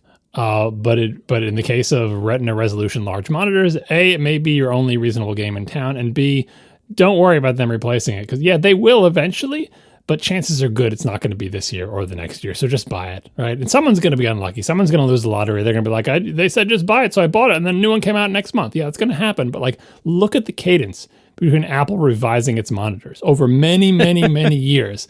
The gaps are long, right? Maybe they shouldn't be, but again, there's some cost to develop these products, and Apple tends not to do the thing where they revise the panels within them. They don't seem to like to do the thing that so many other technology companies do, even in more cutthroat lower margin businesses, or maybe it's because they're cutthroat lower margin businesses. Revising it if there's a new better panel available for our televisions, of course next year we're going to put in the new better panel. Why wouldn't we? And Apple would be like, no, if Apple sold a TV, they'd be like, yeah, we're going to sell this TV for 4 more years, and then we'll put in a much better panel, but during those 4 years we won't drop the price, and it'll be a 4-year-old panel, and every other TV will be better than us. Maybe that's why Apple didn't make a TV, but it just it boggles my mind that they'll just sell the same monitor for the same price for so long, and the monitor world moves on. By the way, real-time follow-up, the AirPods Max are 3 years old, not 2. Oh, my. So you're not getting an XDR update for the holiday season then? I mean, who knows when that's going to happen? It feels like the higher end of the things are, the longer it is between updates, which is not really the way it should work. Mm-hmm. I would even say the XDR, I would not assume that it ever gets an update. It might. I hope it does, but it wouldn't surprise me if it never did. They just stop selling a monitor, or they sell a bigger one or something. I don't know how successful a product has been. I love mine. I wouldn't give it up for the world. But I don't know how many other people are buying this thing. I think its margins are typical Apple margins. The volumes are low, but the margins are. Oh, they're very healthy. Expects. The margins are very healthy. I know. And so it's low volume, but the margins I feel justify. I mean, this is the problem with all of their high-end products is can Apple, get motivated? Can Apple get out of the bed in the morning for something that sells less than a hojillion, copies? And it's well, do you want to be in this market at all? I mean, the current Mac Pro is not encouraging in that area. So I don't know, we're not even talking about when that thing's going to be revised for the M3 Ultra or whatever. And speaking of the M3 though, all the rumors, and again, I don't keep track of what the exact cadences are, but all the rumors before were oh, by this point we'll be getting the plain M3, and then in spring we'd get the M3 Pro and M3 Max, and then after that we get the Ultra, and the sort of expected cadence of how things come out. But with the M3, by all accounts, again, maybe if you're listening to this, it already happened and we're wrong. But anyway, by all accounts, people don't expect any M3 stuff this year by the rumors, right? But I feel like they should be here by now. And the fact that they're not makes me worry. What's the deal with it? We know the 3nm process is here. They're selling it on the phone or whatever, but is there some problem with the M3? Did the schedule slip for some reason?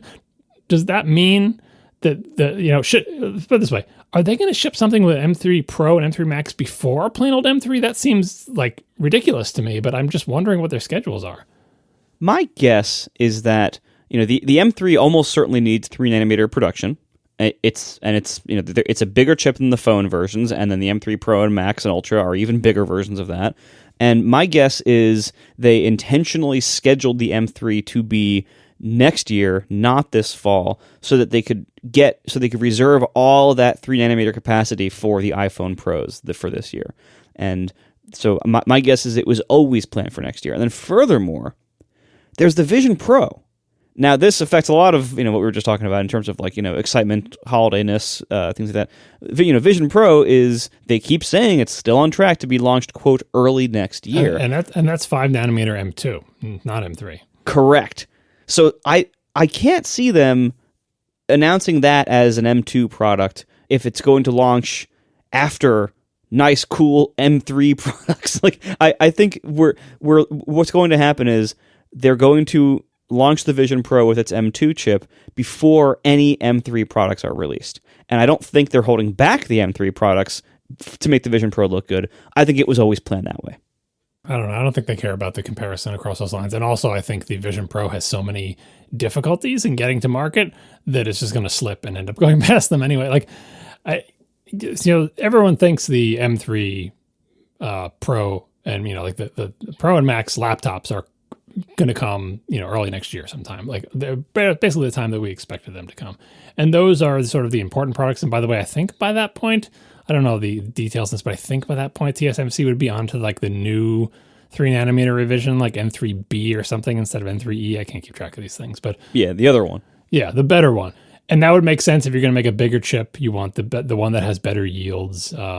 If that is still on track, I still have trouble figuring out when are the plain old M3 products are going to arrive, right? Because they're, if they're not coming now, and are they going to come at the same time as the M3 Pro and Max ones, or are they going to come in the spring and the M3 Pro and Max ones are pushed out later in the year? We're getting off track of Apple October event, what needs to be updated. It's clear the laptops don't need to be updated. Again, they're great. They're the CPUs that are in them, their features, their prices, the complements of RAM, SSD space, everything about them is fine. They don't have lightning ports. They do not need to be updated.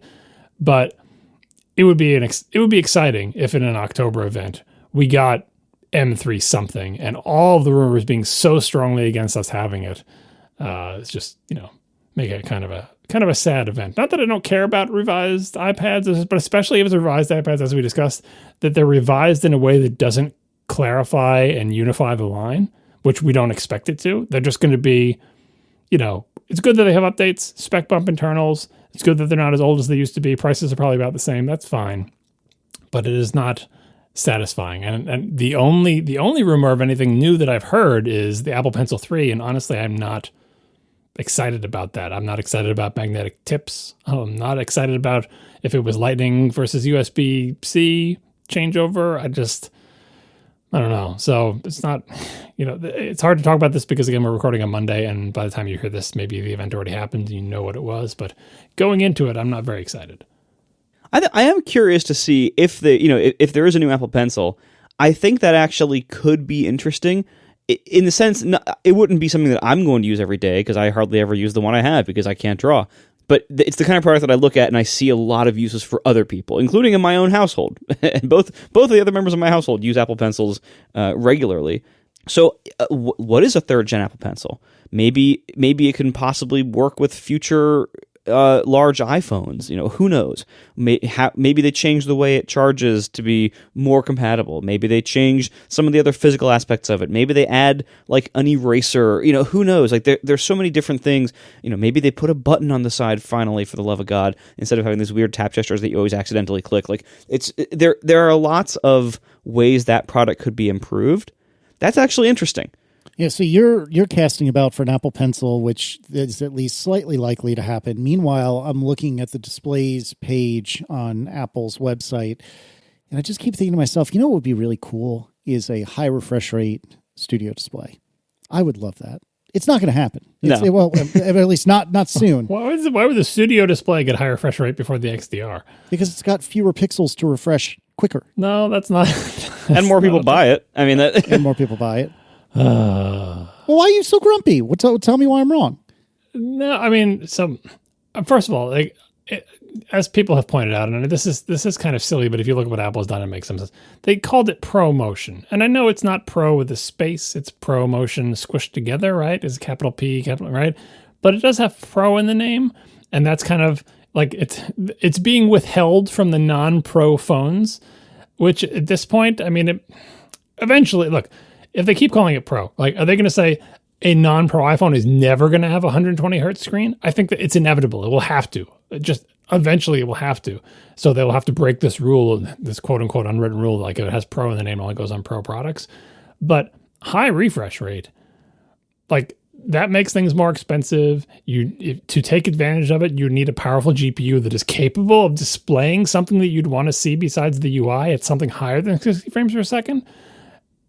I don't see that going to the studio first. And the studio doesn't even have real HDR yet, for crying out loud. And you think it's going to go ProMotion? I mean, you're right, technically, that they could put ProMotion on it easier than they could put HDR, as in for less money.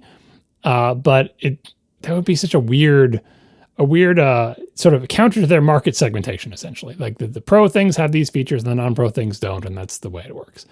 I would much rather see a studio display that remains 60 hertz but has HDR, because as far as I'm concerned, for the people who buy that monitor, HDR is going to be more beneficial because they can see all the pictures they take on their iPhones on their big Mac screen the way they're supposed to be seen in HDR, just like they see them on their phone screen. And who needs 120 hertz? Scrolling is smoother in a way that only a few nerds can tell. Or can you find a game that can even render at more than 60 frames per second that you care about that runs on your Mac that you have the studio display attached to? But anyway, it's all a moot point because the studio display is not going to be updated for another starter clock's 4 years, let's say. I don't know. Remember the rumors when it was as soon as Casey bought it, they were going to update it for HDR with a mini LED? That didn't happen. I was so excited because, hey, it's a new world. Apple's releasing monitors. Maybe they won't do it like they used to. Maybe they will revise this. But so far, they seem to be on the old Apple monitor update track, which is very slow. Yeah, I don't know. I just think I agree with you that HDR would also be great. I'm not as convinced about your segmentation theory, but I mean, por qué no los dos? Give me HDR and fast refresh rate. Why not, baby? I'll take both. It's not going to happen, or at least not anytime soon, but I'll take both. I don't know. What else? Is there anything else you need to talk about? Or do we have that covered? Are we good now? Because the watch is new. Phones are new. We talked about iPad and Mac. Vision Pro ain't out yet. The HomePod. Apple TV. I mean, I don't know what they would do to the Apple TV other than wasn't it actually updated fairly recently? Yeah, it was a few months ago. Yeah, I know. You can just keep putting a bigger and faster SoC in it so people can play better games on their remote as a controller. I don't know. And the HomePod Mini is slightly old, but it's not old enough. It's still fine, and they're not going to update it to anything anything people actually want. I don't know. I'm kind of down on that. I'm kind of living the Sonos lifestyle now. I'm kind of down on my HomePod. So. When are we talking about that? I want to talk about it eventually. We have one more interesting topic for today that I thought was just strange and hilarious, and it's going around the internet as of this Monday. And that is Mark Gurman had a rumor. The title of this is Apple Readies System to Load Up Latest Software onto Unopened iPhones. Here it is, quoting from Gurman. Apple is planning a new system for its retail stores that will update the software on iPhones prior to sale. The company has developed a proprietary pad-like device that the store can place boxes of iPhones on top of. The system can then wirelessly turn on the phone, update its software, and then power it back down, all without the phone's packaging ever being opened. The company aims to begin rolling this out to its stores before the end of the year. So, at first I saw this and was like, this is a joke, right? Like we all know the problem of you get a phone, you take it out of the box, and the first thing it needs to do is run a software update because it was manufactured 2 weeks ago or whatever, and there's been an update since then. In fact, we've had situations where a new iPhone comes out and everyone's like, before you even try to transfer, it was this year, right? Before you even try to transfer data from your old phone, make sure you update the OS. Like it'll prompt you to do it and do it, right? Because if you don't, the transfer could fail, blah, blah, blah, right? This is always the problem with hardware. Apple has to put an operating system on all these phones, put them in boxes, seal them up, and, during that time, they get sealed up and they're being sent to you. New versions of the operating system come out. Maybe critical fixes come out. And so I understand why Apple wants this. The thing I immediately thought of before considering the silliness of this whole thing is like Apple's move from air to sea. Instead of shipping things by plane, which puts a lot more carbon in the atmosphere, they want to ship things by boat, which is much more efficient in terms of carbon per phone shipped. Boats are way slower, which means you have to have even more lead time. So instead of making them in a week before and putting whatever the OS is a week before, now you got to put the OS that's on them 2 weeks, 3 weeks, 4 weeks, a month. That really hurts Apple's lead times on when the operating system needs to be done.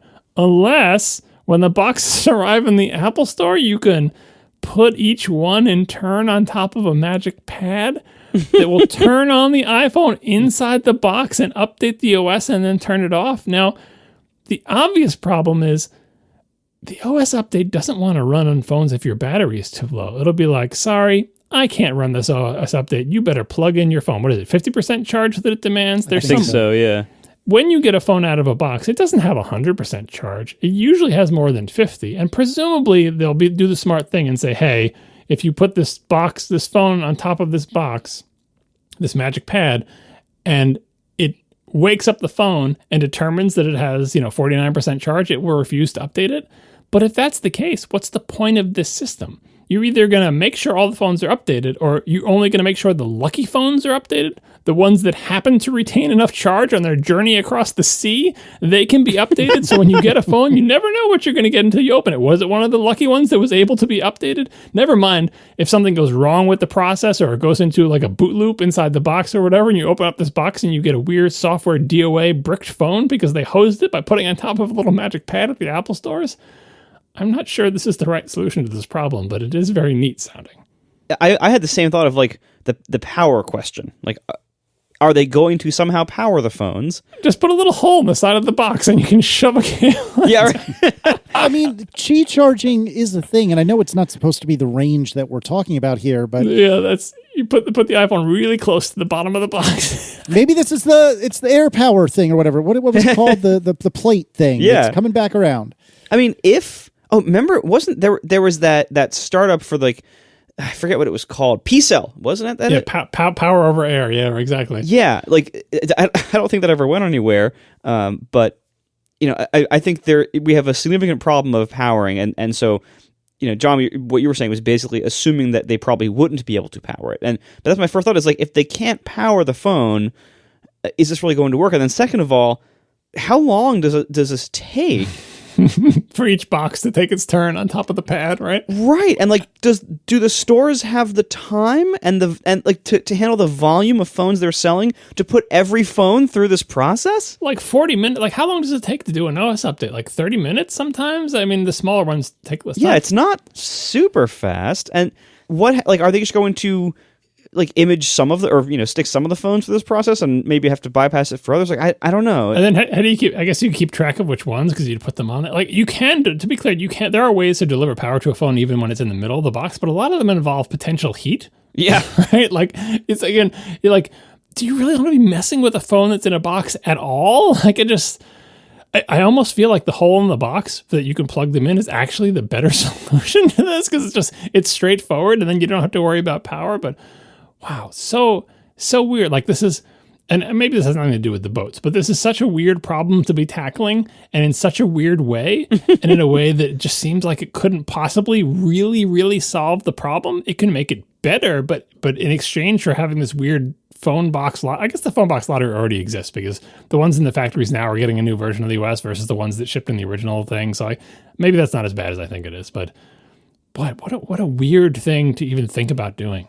Well, and I think if this is something that you want to do, I think it's possible to do it correctly and well. I think you would have to have power delivery, and that could be achieved if you redesign the packaging to put the phone's charging coil near the bottom of the box. But that's kind of a strange packaging design then. I mean, like there's other things, like you'd have to lift the cable off the front or whatever. I mean, you could have a thing plugged into it. You could have like a little thing plugged into it. Like it's kind of like the Xbox Elite controller when you put it in its case, it has a little hole for the plug. Yeah. But like you could have a thing plugged into the USB-C port, like a little ribbon thing that's just for packaging. It's not a real thing that goes down to the bottom of the box and has like an inductive coil in the cardboard or something. I just realized if you just put the phone upside down, like put the phone upside down in the box so that you open it up, you see the Apple logo instead of the screen, and then put it really close to the lid, and then you could put the box upside down. I mean, you don't want it close to the lid though for breakability reasons, right? Like you do want it to. I know. Well, if it's the back, it's pretty sturdy. I don't know. It's like this is a very convoluted, thought process to try to solve this problem, but it's like how big of a problem is this, and does it deserve this really convoluted solution that and I don't know how the retail staff is going to deal with this. Like, it just seems like a very cumbersome process, even if the pad is fully automated, to have to put every single phone that's going to be sold to customers through this process. I don't know. That sounds difficult. I don't know. I agree with everything you guys are saying, but to play the role of contrarian, I think we talked about on the show. I don't remember if I just told you guys privately, but when I went to return the fine woven case on like Wednesday or something like that, I was at the Apple store for some other reason. I can't remember what it was. It was to pick up the case. That's what it was. I picked up the case on Wednesday. The phone was coming out 2 days later, and I was making conversation with the salesperson, and I asked, when do you get all the phones in? Do they arrive Thursday night or whatever? And he was like, no, they're here now on Wednesday. And so if that's a normal thing, that gives you 2 additional days. If they came in sometime like midday Wednesday or whatever, they could spend all afternoon and all evening Wednesday and all day Thursday and all, overnight Friday getting all these phones ready to hand to customers. Again, I'm not trying to say that you guys are wrong. I'm just saying it is possible. Also, how does the watch work? Like, is everything flash during manufacturing, or do they have something like this before it goes in the box? Does it happen after it's in the box? Because I got to imagine they've got to have already conquered this for the watch, potentially, right? By the way, real-time follow-up, I just checked an unboxing video. Modern iPhones already ship face down in the box. So they actually are, the back of the iPhone where the charging cable is actually already close to the top edge of the box. That's interesting. Yeah, I mean, obviously they'll get it close just for the data transfer and the waking up. Like it has obviously some signaling has to happen through the thing. I just wonder if it's close enough for power without a lot of potential for heat. I mean, I guess they could have a huge fleet of these pads, and so you're doing many of them in parallel, and you just have people rotating the boxes every time something beeps. Like, you can come up with solutions to this, but it's. I mean, that's why I had to think it had to be in service of the boat shipment thing, because why would you go through all this trouble? And maybe it's just like it's not feasible to hit the September date with boats if you're not willing to ship the phones from the factory with an OS that you essentially know isn't final. And maybe they really will say, look, either you successfully update it by putting it on the little pad or you don't sell it, right? Because they'll ship with, whatever the beta is, or like, I don't know what they would ship with, but I don't think they've solved it for the phone to answer your question, or for the watch to answer your question, Casey. I think it's the same deal. They put whatever OS they have at the time on the watches, and if you buy a watch that's been sitting in the back of an Apple store for ages, it's got some ancient version of watchOS on it. It almost seems like, I mean, we're not at this point now, but like in some future, they could ship them with essentially nothing, and they would all just like boot and do internet recovery the first time they boot up, so they don't even come with an OS, you know what I mean? But I think people would find that tremendously frustrating, given how long it would take to do that, But at this point, it's almost like that. It's like, yeah, it comes out of the box with an OS, but it demands to be updated as soon as you open the box. Now, I suppose if it's not like a problem like it was for the 15s, where it could fail during data transfer, yeah, you could say, yeah, I'll update you later. Just, transfer my data, and then, you get prompted that night to update, or it updates overnight on the phone. Like, I think that's something that people are normally used to, but like, I don't, if they really want to give themselves more breathing room when shipping the phones, whether it's for a boat trip or not, just to have more breathing room so they can, work on the software up until the very last minute, I think they'd have to say that like, yeah, we're going to update them all. Like, don't sell it unless you can put it on this little pad and it confirms it's got like whatever the minimum OS is where we say you can sell the phone. We are sponsored this episode by Kolide. If you work in security or IT and your company has Okta, this message is for you. Have you noticed that for the past few years, the majority of data breaches and hacks you read about have something in common? It's employees. Hackers absolutely love exploiting vulnerable employee devices and credentials. But it doesn't have to be this way. Imagine a world where only secure devices could access your cloud apps. In that world, phished credentials would be useless to hackers, and you could manage every OS, even Linux, from a single dashboard, and you could get employees to fix their own device security issues without creating more work for IT. The great news is you don't have to imagine that world. You can just start using Kolide. Kolide is a device trust solution for companies with Okta, and it ensures that if a device isn't trusted and secure, it can't log into your cloud apps. Visit kolide.com/ATP to watch a demo and see how it works. That's Kolide spelled with a K, so KOLIDE. KOLIDE.com/ATP. Thank you so much to Kolide for sponsoring our show. All right, let's do some Ask ATP.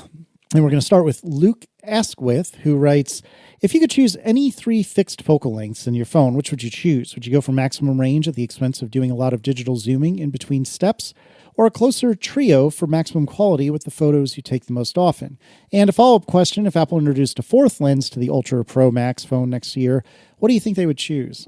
For me, this is really tough to choose just 3, because I adore the 5X on my fancy new oversized phone, but there are definitely occasions where I want something more than 1 and something less than 5. I feel like if I had to pick, I would probably choose 1, 3, and 5, but I'm not at all confident about my answer here. And I bet you, after listening to you two, I'll probably change my mind. Wait, 1, 3, and 5? Yeah, why not? Because I want to get no wide. No 0.5? If I only get 3, I don't think so. If I get 4, absolutely. But I don't use the ultra wide that often, I don't think. But maybe I'm lying to myself. I don't know. Tell me what is the right answer, Marco? I had a really hard time with this, honestly. In the past, when the 2X didn't have a great solution, I would have said that should be one of them. But now I feel like the using of the middle of the 1X sensor as the 2X lens has pretty decent quality, given that's what it's doing, and it has better quality than the real 2X lenses ever had. So I think they're satisfying that okay for now. So I think I'm going to go with the boring answer and say I would probably choose the 3 focal lengths that your phone already has. Not mine. My phone has, the 0.5, 1, and 3, and I find the 3 to be both, too zoomed in to be optically good, in the sense that the phone can't give it a good sensor at that zoomed in level, but not zoomed in enough for long reach. At least the 5X lens that you have, while it has the same sensor size and optical challenges that the 3X has, it at least gives you more reach, so it makes it a little more useful from a functional level. And I a lot of people, like there was a great episode of Mac Power Users. Tyler Stallman was on it.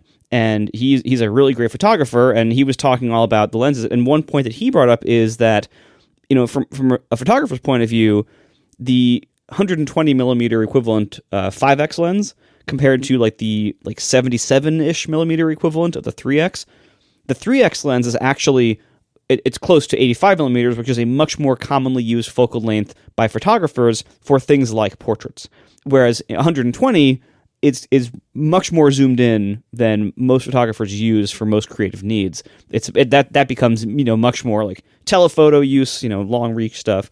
I mentioned that I personally love shooting on 135 millimeter primes, but that's fairly unusual. Most photographers they go to 85 for that, and for the same things I was using 135 for.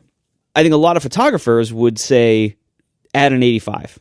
That's like you have a 1, the 85 would be a 3.5 or whatever, and then maybe something longer if you want. But I actually really like 135 millimeter perspective, and I've had 85s before back in my camera days, and I never used them. I would try it here and there. I was never that happy with it, and so I use them very infrequently.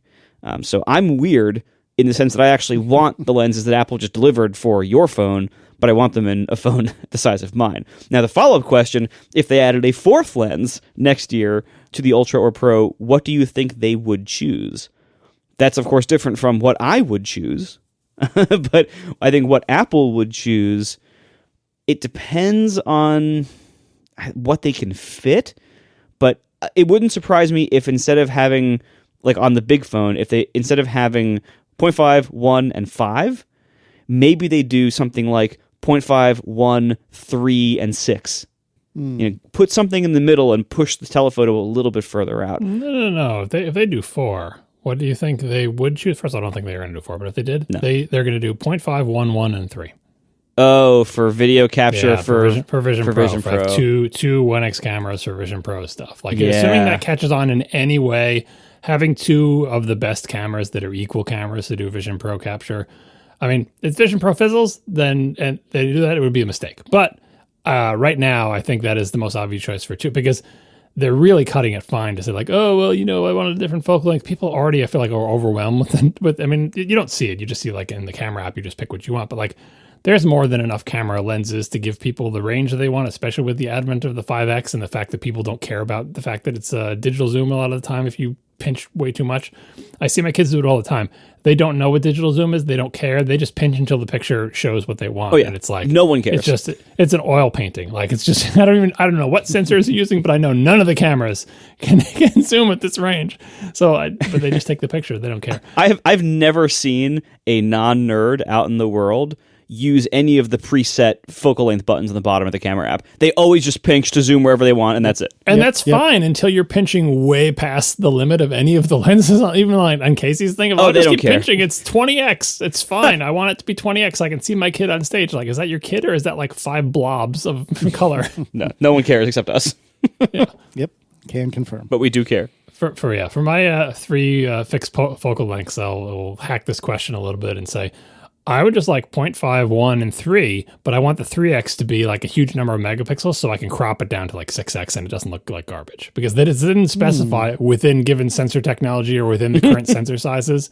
Just give me a huge number of pixels on a sensor in a 3x. Because the thing about the 5x is I like the 3x kind of, I don't want to be that zoomed in all the time. It's the same thing you were talking about, Casey, where like that's a big jump from the 1/2 to the 5. That's why I want a 3 with enough pixels that I can crop down to 5 or 6. If that's not possible, I would just still do 0.5, 1, and 3. And the reason I keep pushing for the 0.5 is there are situations where there's no alternative to that. Like, in particular, like if you're trying to take a picture of an interior space, not that you're a realtor or whatever, but like even just like I was moving my son into his dorm room. It's a little dorm room and you want to show like, here's what Alex's dorm room looks like. So take a picture of it or whatever. 0.5, you're backed into a corner, you put it on 0.5, you can see all the stuff, right? Yeah. Any kind of interior thing or any kind of like fun landscape thing, it's the same. Like, I don't love the 0.5 camera. It's not great, but it's just like the 3X. Like, sometimes if you just have a 5 and a 1, there's nothing you can do to get that 3 or the 0.5. So I want to span the range. Like, yeah, it's not going to look great, but I got the 0.5. I can get that shot now, even though it's not great. And the 3 lets me get that shot without, having to like zoom in on the 1X before I can jump to the 5. So that's a boring answer, but it's the lenses I've got on my phone right now. I just want the 3X one to have so many more megapixels that I can crop it down to get the equivalent of a 5X or a 6X. And I know talking in these X's is silly because Marco was talking in millimeters, like actual camera things. But like when I think of my phone, I think of it in terms of 0.5, 1, 2, 3 or whatever, because that's the language that Apple uses with its things. And because honestly, the focal lengths, like I don't have any intuition about them because the sensors are so small, right? That someone sent us like the table of like, what is the full frame equivalent of the light gathering ability at various focal lengths? And it's like off the charts. Like I think it was like the 3X lens was like F21 equivalent or something. It's just like these numbers don't make any sense in real camera parlance. So I'm sticking with the 0.5, 1X, 3X. Yeah, like I think I always think back to the distinction. I talked about this recently. Like the distinction between, I'm using my iPhone camera to take a great picture versus I'm using my iPhone camera for some kind of function. Like like a functional need. Like I want to remember where I'm parked. So let me snap a picture of the sign in the lot that says. Or I want to get a picture of a receipt or something up close. Or yeah, like there's so many times that I'm using the iPhone camera for some kind of functional need, not some kind of artistic or memory capture need. And in those are the times when I use things like the 3x to zoom in to see, oh, I'm in parking zone 3 blue, or I use the 0.5x so I can say, look, here's the room I'm in. What's the like? There are so many times like that where the optical quality is not super important.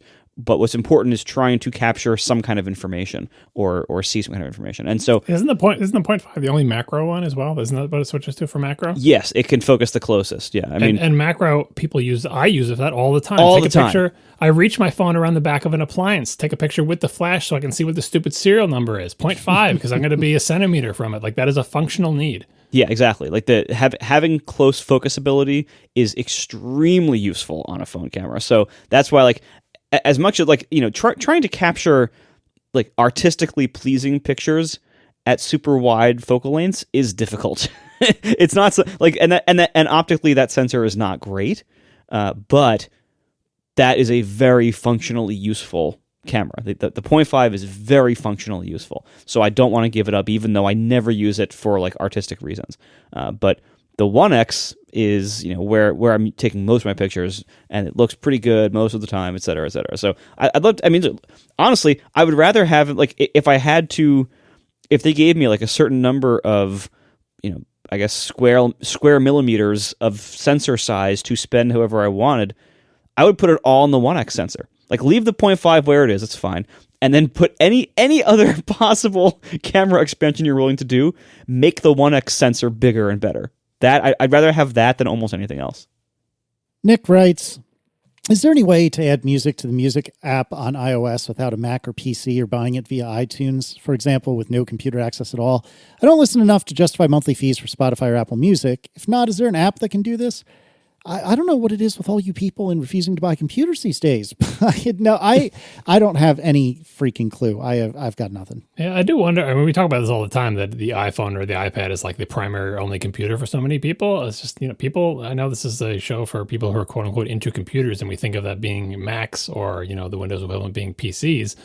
But I do wonder, I think most people just get by with their phone, and it's true. If they're, someone writing this in knows that it used to be possible. Like if they had a Mac or a PC, there are ways to do it because there's some app that you can run on your Mac or your PC that you can transfer MP3 files onto your phone and listen to them. But what if I don't have a Mac or PC? What do I do then? The problem with this question is it says, I want to add music to the music app, as in the Apple Music app. I'm sure there are third-party music playing apps that let you do this. Like maybe they even use the camera connection kit where you just plug in a thing and like put an SD card and read your MP3s off of it. Like you could do that, but the music app, Apple's music app, like essentially how do you get the things into your quote unquote iTunes library without a Mac or a PC? There are ways to do it. The only one I got to the point where I was going to try, like I started walking through the process, was using GarageBand, believe it or not, because apparently you can put something in iCloud Drive, and then GarageBand can pull it from iCloud Drive, and then GarageBand can send it to your your quote-unquote iTunes library.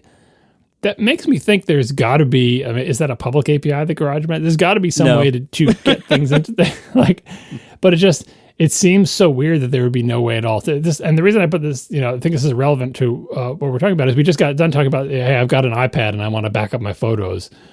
Besides just doing an iCloud thing, what can I use for that? So I guess write in if you know a way to do this. Is there a third-party app that can jam things into your quote-unquote iTunes library? The question, and I know people are going to say just use this third-party app that has nothing to do with Apple's Music app, but that's not what the question asks. And if the answer to this is like GarageBand or nothing, that's not a great answer. Also, so what Nick says in this question is, I don't listen enough to justify monthly fees for Spotify or Apple Music. That kind of sounds to me like Nick wouldn't have iTunes Match either. Apple Music includes iTunes Match, and iTunes Match was that feature a million years ago where you could basically sync your iTunes music library with files that you uploaded between different devices that you owned. At that point, Macs.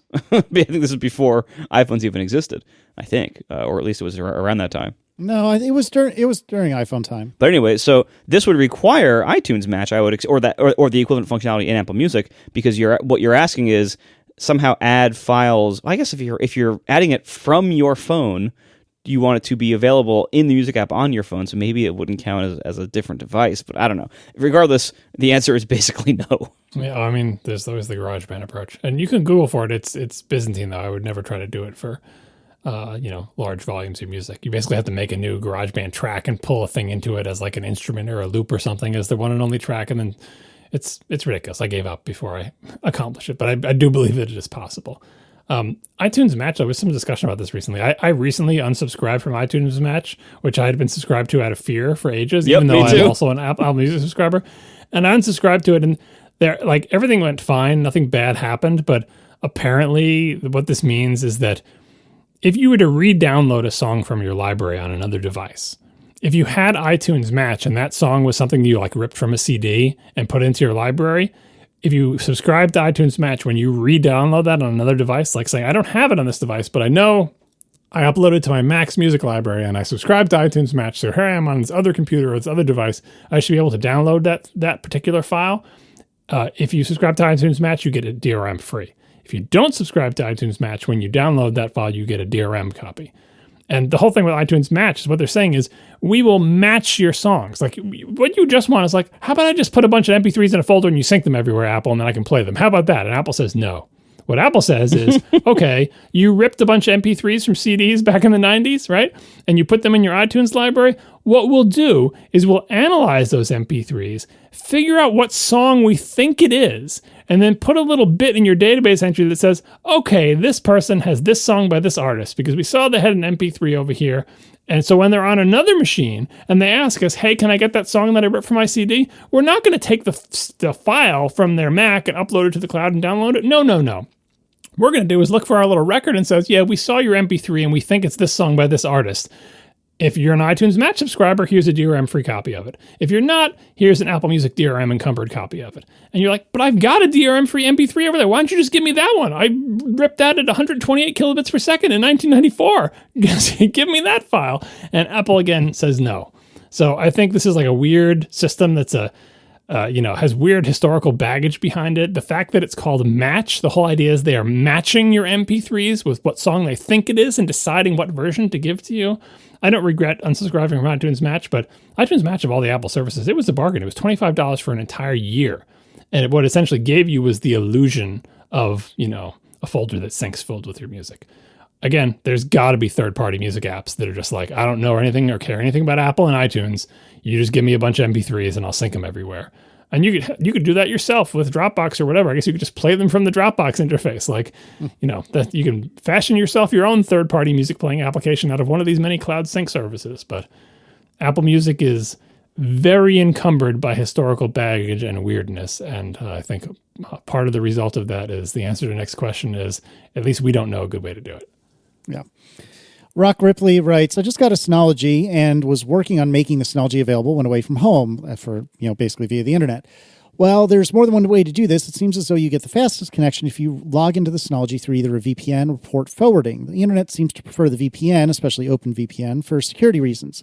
Can someone explain why this is so? It looks like many Synology services only require HTTPS on port 5001, and I can only gain access after logging in with my credentials. So it seems conservatively, I could get access to many services by making one or only a few ports available and by using an encrypted connection. Similarly, a VPN requires an encrypted connection and login credentials. So why would one be more secure than the other? Is it the nature of the encryption, the fact that practically many ports need to be forwarded to make port forwarding workable, or something else? The way I look at this is the safest approach is to not let anything poke into your network until you've already passed some sort of credential check. So in order to get onto the network that, remotely, this is by some VPN. I don't personally use OpenVPN, but, that's fine. Then you first, in order to get on the network, you need to authenticate. And then, it's a second layer of authentication to get into the Synology. I don't personally think that's necessary, but I think that is probably the rightest answer.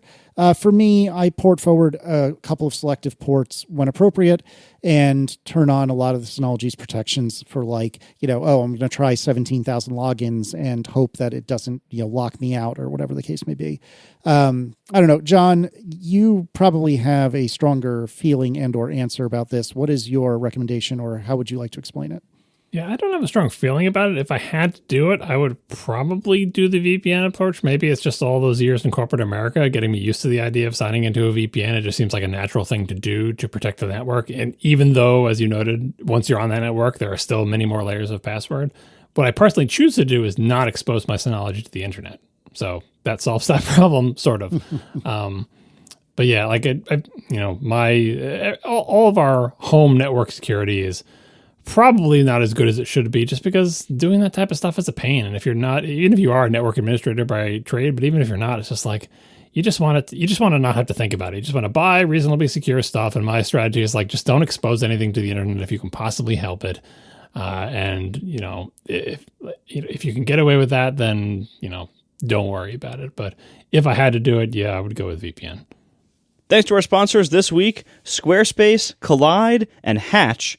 And thanks to our members who support us directly. You can join us at atp.fm/join. And we will talk to you next week. Now the show is over. They didn't even mean to begin. 'Cause it was accidental. Oh, it was accidental. John didn't do any research. Marco and Casey wouldn't let him. 'Cause it was accidental. Oh, it was accidental. And you can find the show notes at atp.fm. And if you're into Twitter, you can follow them at CASEYLISS. So that's Casey Liss, MARCOARMENT, Marco Arment, SIRAC, USA Syracuse. It's accidental. They didn't mean to. Accidental. Tech podcast so long. I have a very small mini thing that's not even really a topic. It's more of a sentence. I have noticed, for whatever it's worth, the Apple Watch Series 9, I miss my titanium, but one thing I do not miss is times during a workout with previous Apple Watches where I'd look down and check my heart rate and it would just be dimmed out because it just wouldn't read for a little while. Oh, yeah, that's very frustrating. The Apple Watch Series 9 and Ultra 2, one of the features they very briefly breezed past in their introduction is they both, with their new neural engine capabilities with the S9, they've upgraded the heart monitoring sensor as well, the heart rate monitoring sensor, to use some kind of ML to figure out your heart rate better. And I have noticed, for whatever it's worth, so far in my workouts using the Series 9, every single time I glance down at the watch to see my heart rate, it's there. And it's updating pretty frequently. That's nice. So I think that actually is, I mean, I think they kind of underplayed the importance of that if I'm right about this, but it seems like a pretty big upgrade. That it seems like it is tracking my heart rate very significantly better than the old ones did. And this is the same size watch with the same strap at the same hole. So like, it isn't like it's a tighter fit or anything. Like it's the big watch with the sport strap on the third hole. Like this is what I've used this for a long time now. I've had the same results. With previous Apple Watches, but it was always the same. Like it would work a lot of the time, but a lot of times you'd look down and you'd see that grayed out heart rate. The new one seems significantly improved in that area. So while I do very much miss my titanium, that is a pretty cool upgrade that I think no one really is talking about. All right, we can actually get to bed at a reasonable time tonight. Firing on all cylinders. Yeah. Not you, though, because you don't have any cylinders. No. Oh my God, it's so good. Cylinders in his brakes. Oh, fair enough. My one thing I've been doing recently in the Rivian is so part of the beach is closed because of various erosion problems that have happened, and it's like it's too narrow to drive on. So I have to drive on the like interior sand road for more of the trip now. It's basically like driving through a nature preserve, but with occasional houses. And one thing I have discovered, and I absolutely love it, is because it's electric and therefore it's basically silent, although there's an asterisk on that, but it's basically silent. What I've been doing when I've been driving through that kind of like sandy nature preserve area is just rolling the windows down, turning off the music, and turning off the HVAC. So it's just nothing and just quietly, like silently gliding through. And because I'm on soft sand, there's really not any tire noise. So the only noise I hear is like the little tiny whooshing noise that the car has to make to comply with like pedestrian safety standards. Yeah, I was going to say, like, all these cars make some kind of noise so you don't run over pedestrians. Yeah, so it has a very slight whooshy noise, but it's I gotta say Rivian's version of it is pretty tasteful and I mean I would say difficult to notice, which I know might be going against its purpose, but it is a very tastefully done noise. Like I've heard, everything in the Rivian is nature sounds, right? It's like birds chirping and stuff like that. Is it making those? Because I was gonna say I enjoy listening to the birds. No, not for the idle sound, but like when you unlock it and stuff like that. Isn't that all like nature sounds? I don't think there's a lot. It doesn't make a lot of sounds at all, which is good, frankly. I don't want my cars to make a lot of sounds, but yeah. Anyway, I've loved just like hearing the birds and the crickets and the sand and like the waves. Like, oh my god, it is delightful. Silence the car and just creep through this wonderful sand, environment. It like brightens my day every time. It's so nice. It's like this little joy that I would never have expected. With this change to electric cars, but it just so happens like what a cool thing. I'm really enjoying this. I just told Tiff today, like I'm so happy with this vehicle. I hope it stays good. Like that's my only concern now is like what's gonna break. Like what are you gonna ruin by software updates? You worried about that, or are you worried about stuff breaking? Well, did you see what Steven put in Slack actually just an hour or so ago? Yeah, they're actually they literally just did a software update. Like I told my car to do it right before the show. It popped up. I'll see tomorrow how it is, but they're changing a whole bunch of various things around. But so far, I have found their UI to be pretty good. It's not perfect. I still want CarPlay for navigation and music. But their UI overall is pretty good. I'm pretty happy with it. So far, they have earned my trust that they won't screw it up too badly simply because of the design they've shown so far. We'll see over time. I mean, look, I originally said I enjoyed Tesla's UI for a while too, and then over time they got new designers in there and ruined it. So we'll see. Hopefully that same thing won't happen to Rivian. But so far, I'm so enjoying this vehicle. Is one of the sounds as you silently glide through the in-road trail the sounds of bushes scraping their branches against the side of your paint job? A little bit, yeah, sometimes. Yeah. It's so wide, that sound. Or splashing myself through a giant deep puddle because, it's very, very bumpy. Yeah. Do you get to I was going to say maybe you get to sneak up on animals more, but I imagine the little electronic whooshing is probably scaring them away. Oh no! The only animals that are nearby that are irrelevant are deer that aren't afraid of you anyway. Yes, right? Like I drove right past a giant buck today. Like it was maybe 8 feet away from the car as I crept by, and it just looked at me like, "What the hell am I doing there?" It's going to scrape more things to scrape up your paint job and bring those antlers over. Yeah, right. You should hear the electronic. Speaking of whooshing sounds, so there's the external whooshing sound to protect pedestrians and stuff, but there's also, of course, the internal sounds that every car plays on the speaker or not every car, but the sportier cars play to make you feel like you're doing something sporty. Obviously, the internal combustion noise that we talked about for ages, but some electric cars do it as well. And there are some electric cars that choose to try to make an internal combustion noise, which is weird. But a lot of them also, they come up with some sort of electronic sci-fi noise that they decide is exciting sounding for when you're accelerating. And the most interesting one I heard recently was the Corvette E-Ray, which is a C8 Corvette with this regular V8. But then on the front axle, it's got an electric motor that is completely independent and totally not attached to the rear of the car in any way whatsoever, except for through computers, which is fun. And then it's got a skinny little tiny battery in the center tunnel. Anyway, when you accelerate in that thing, obviously it's got the actual V8 noise. It's a big, loud engine. Then I think it also has artificial V8 noise, because why wouldn't it? And then it has the sci-fi noise that it ramps up as you go faster.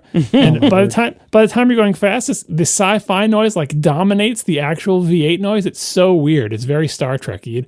It definitely looks fun in YouTube videos, but as some of the reviews said, like it's fun the first few days, but it gets tiring. I don't know if you can turn it off. They didn't say that you could, but I'm not looking forward to the day when I have to worry about the sounds that my car is artificially making in the hopes that I will be excited by them.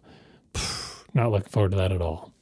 It's all right for you and me if we decide to stick with burning dead dinosaurs. Apparently, the only people that will be able to get a car from is Porsche, because they're saying until we electrify, we're keeping the manuals. And I don't believe anything any of these car companies say, because the people who say it get fired or leave, and then new people come, and that's the problem. Remember when it was the CEO of Ferrari said, "We'll make an SUV over my dead body"? Yep. Then they fired him. They got a new CEO and he made an SUV. Yep. So, yeah, Porsche will do that until they won't. It's not a stick shift. Like, honestly, it's this silly. Like, at this point, I don't even think it's safe for me to buy an internal combustion engine, because start-stop. I cannot handle start-stop. It's really annoying. And a lot of cars let you disable it, but then they re-enable it every time you start the car, kind of like the I think they have to. timeline and threads. Probably, but like some of them have like an easy way to defeat it, of like putting a jumper on a fuse or doing some secret code or whatever. But like, I don't want to have to look to see, is it possible to have this car with the start-stop thing like permanently disabled, or is it possible to even buy one without it anymore? Like, same thing with like the rev lockouts. Like, it's not a big deal, but like all the YouTube videos of like, no, I got a fancy new car, listen to my engine rev, vroom, vroom, that type of thing. All of them have soft limiters on them that say, hey, when you're sitting idle and the car is like not moving, you can't go higher than 3,000 RPM. Why? Emissions testing. It's like everything is about, do something that makes the car worse so we can fake like the car is better than it is within these tests. The car is not as good as it says, but like, if we don't let you rev it more than 3,000, then the idle emissions will never be above us. It's just so dumb, so depressing. Just want a straightforward machine. There's an easy solution here. Mm-hmm. I mean, I said the electronic ones make a weird electronic noise. I would want an electric car. Obviously, I understand the pedestrian safety. That's got to be, make the noise on the outside. I get that. And hopefully it would be a pleasing noise, not an annoying one. But inside the car, I don't want to hear anything. And the problem is the actual sound of electric cars is not particularly pleasing, so you kind of got to try to block it all out, like the actual sound of like electric engine whine, not artificial, but like the real sound. Oh, I like it. It's not a great noise because it sounds like in the same way that like a gas engine sounds are not pleasing at first. When it like the very first time you ever hear a gas engine sound, it just sounds like a long fart.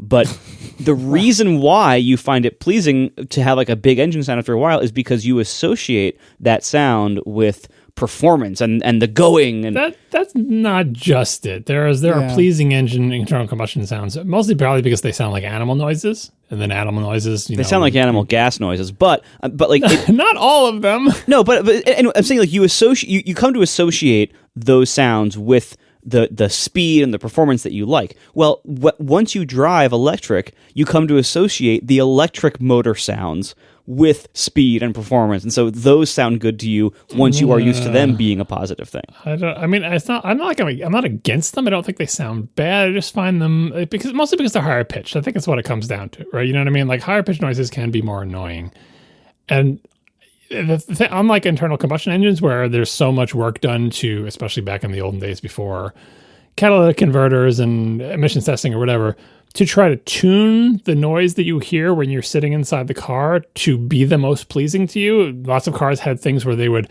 have various baffles and stuff that they open and close into the cabin of the car so that it sounds better inside the car. Because you're right, there are lots of noises that don't sound good in internal combustion engines, but they would tune them to say, let's let in the good sounds at the right point in the the whole emissions and thing, like, so they come into the cabin to sound good, or even just put a big induction scoop over the hood of the car so that's right behind your head or whatever. But I'm not sure there are a lot of good sounds to funnel into the cabin from electric motors. There are just the sort of high pitched whine of electric motors that there's not a lot of nuance, and there is a lot of like, there are bad sounds that you want to funnel out, but I'm not sure how much you can make it good. It seems like every car maker has decided for both these kinds of engines, whatever it sound it makes for real, we don't want any of that. We'll just get a sound designer to make up some BS, whether it's a BS internal combustion engine or a BS sci-fi spaceship noise, and we want you to hear that. And to the degree that we can totally damp the actual sound our car is making, we'll do that. Oh, if only we could all drive slowly on sand, then we wouldn't have tire noise either. It is really good. Well, I would love, I don't know how realistic or legal this would be, or even if it's a good idea, but I would love if the vehicle is in off-road mode if it didn't make the sound. I think that's kind of reasonable, but I don't know. That's just a random thought. Oh, you run over people in the woods too. I'm sure there's some compliance reason why they can't do that. Yeah. You could find whatever fuse it is or some secret code that you enter into the infotainment system that turns off the external sound, making you a yellow killing machine.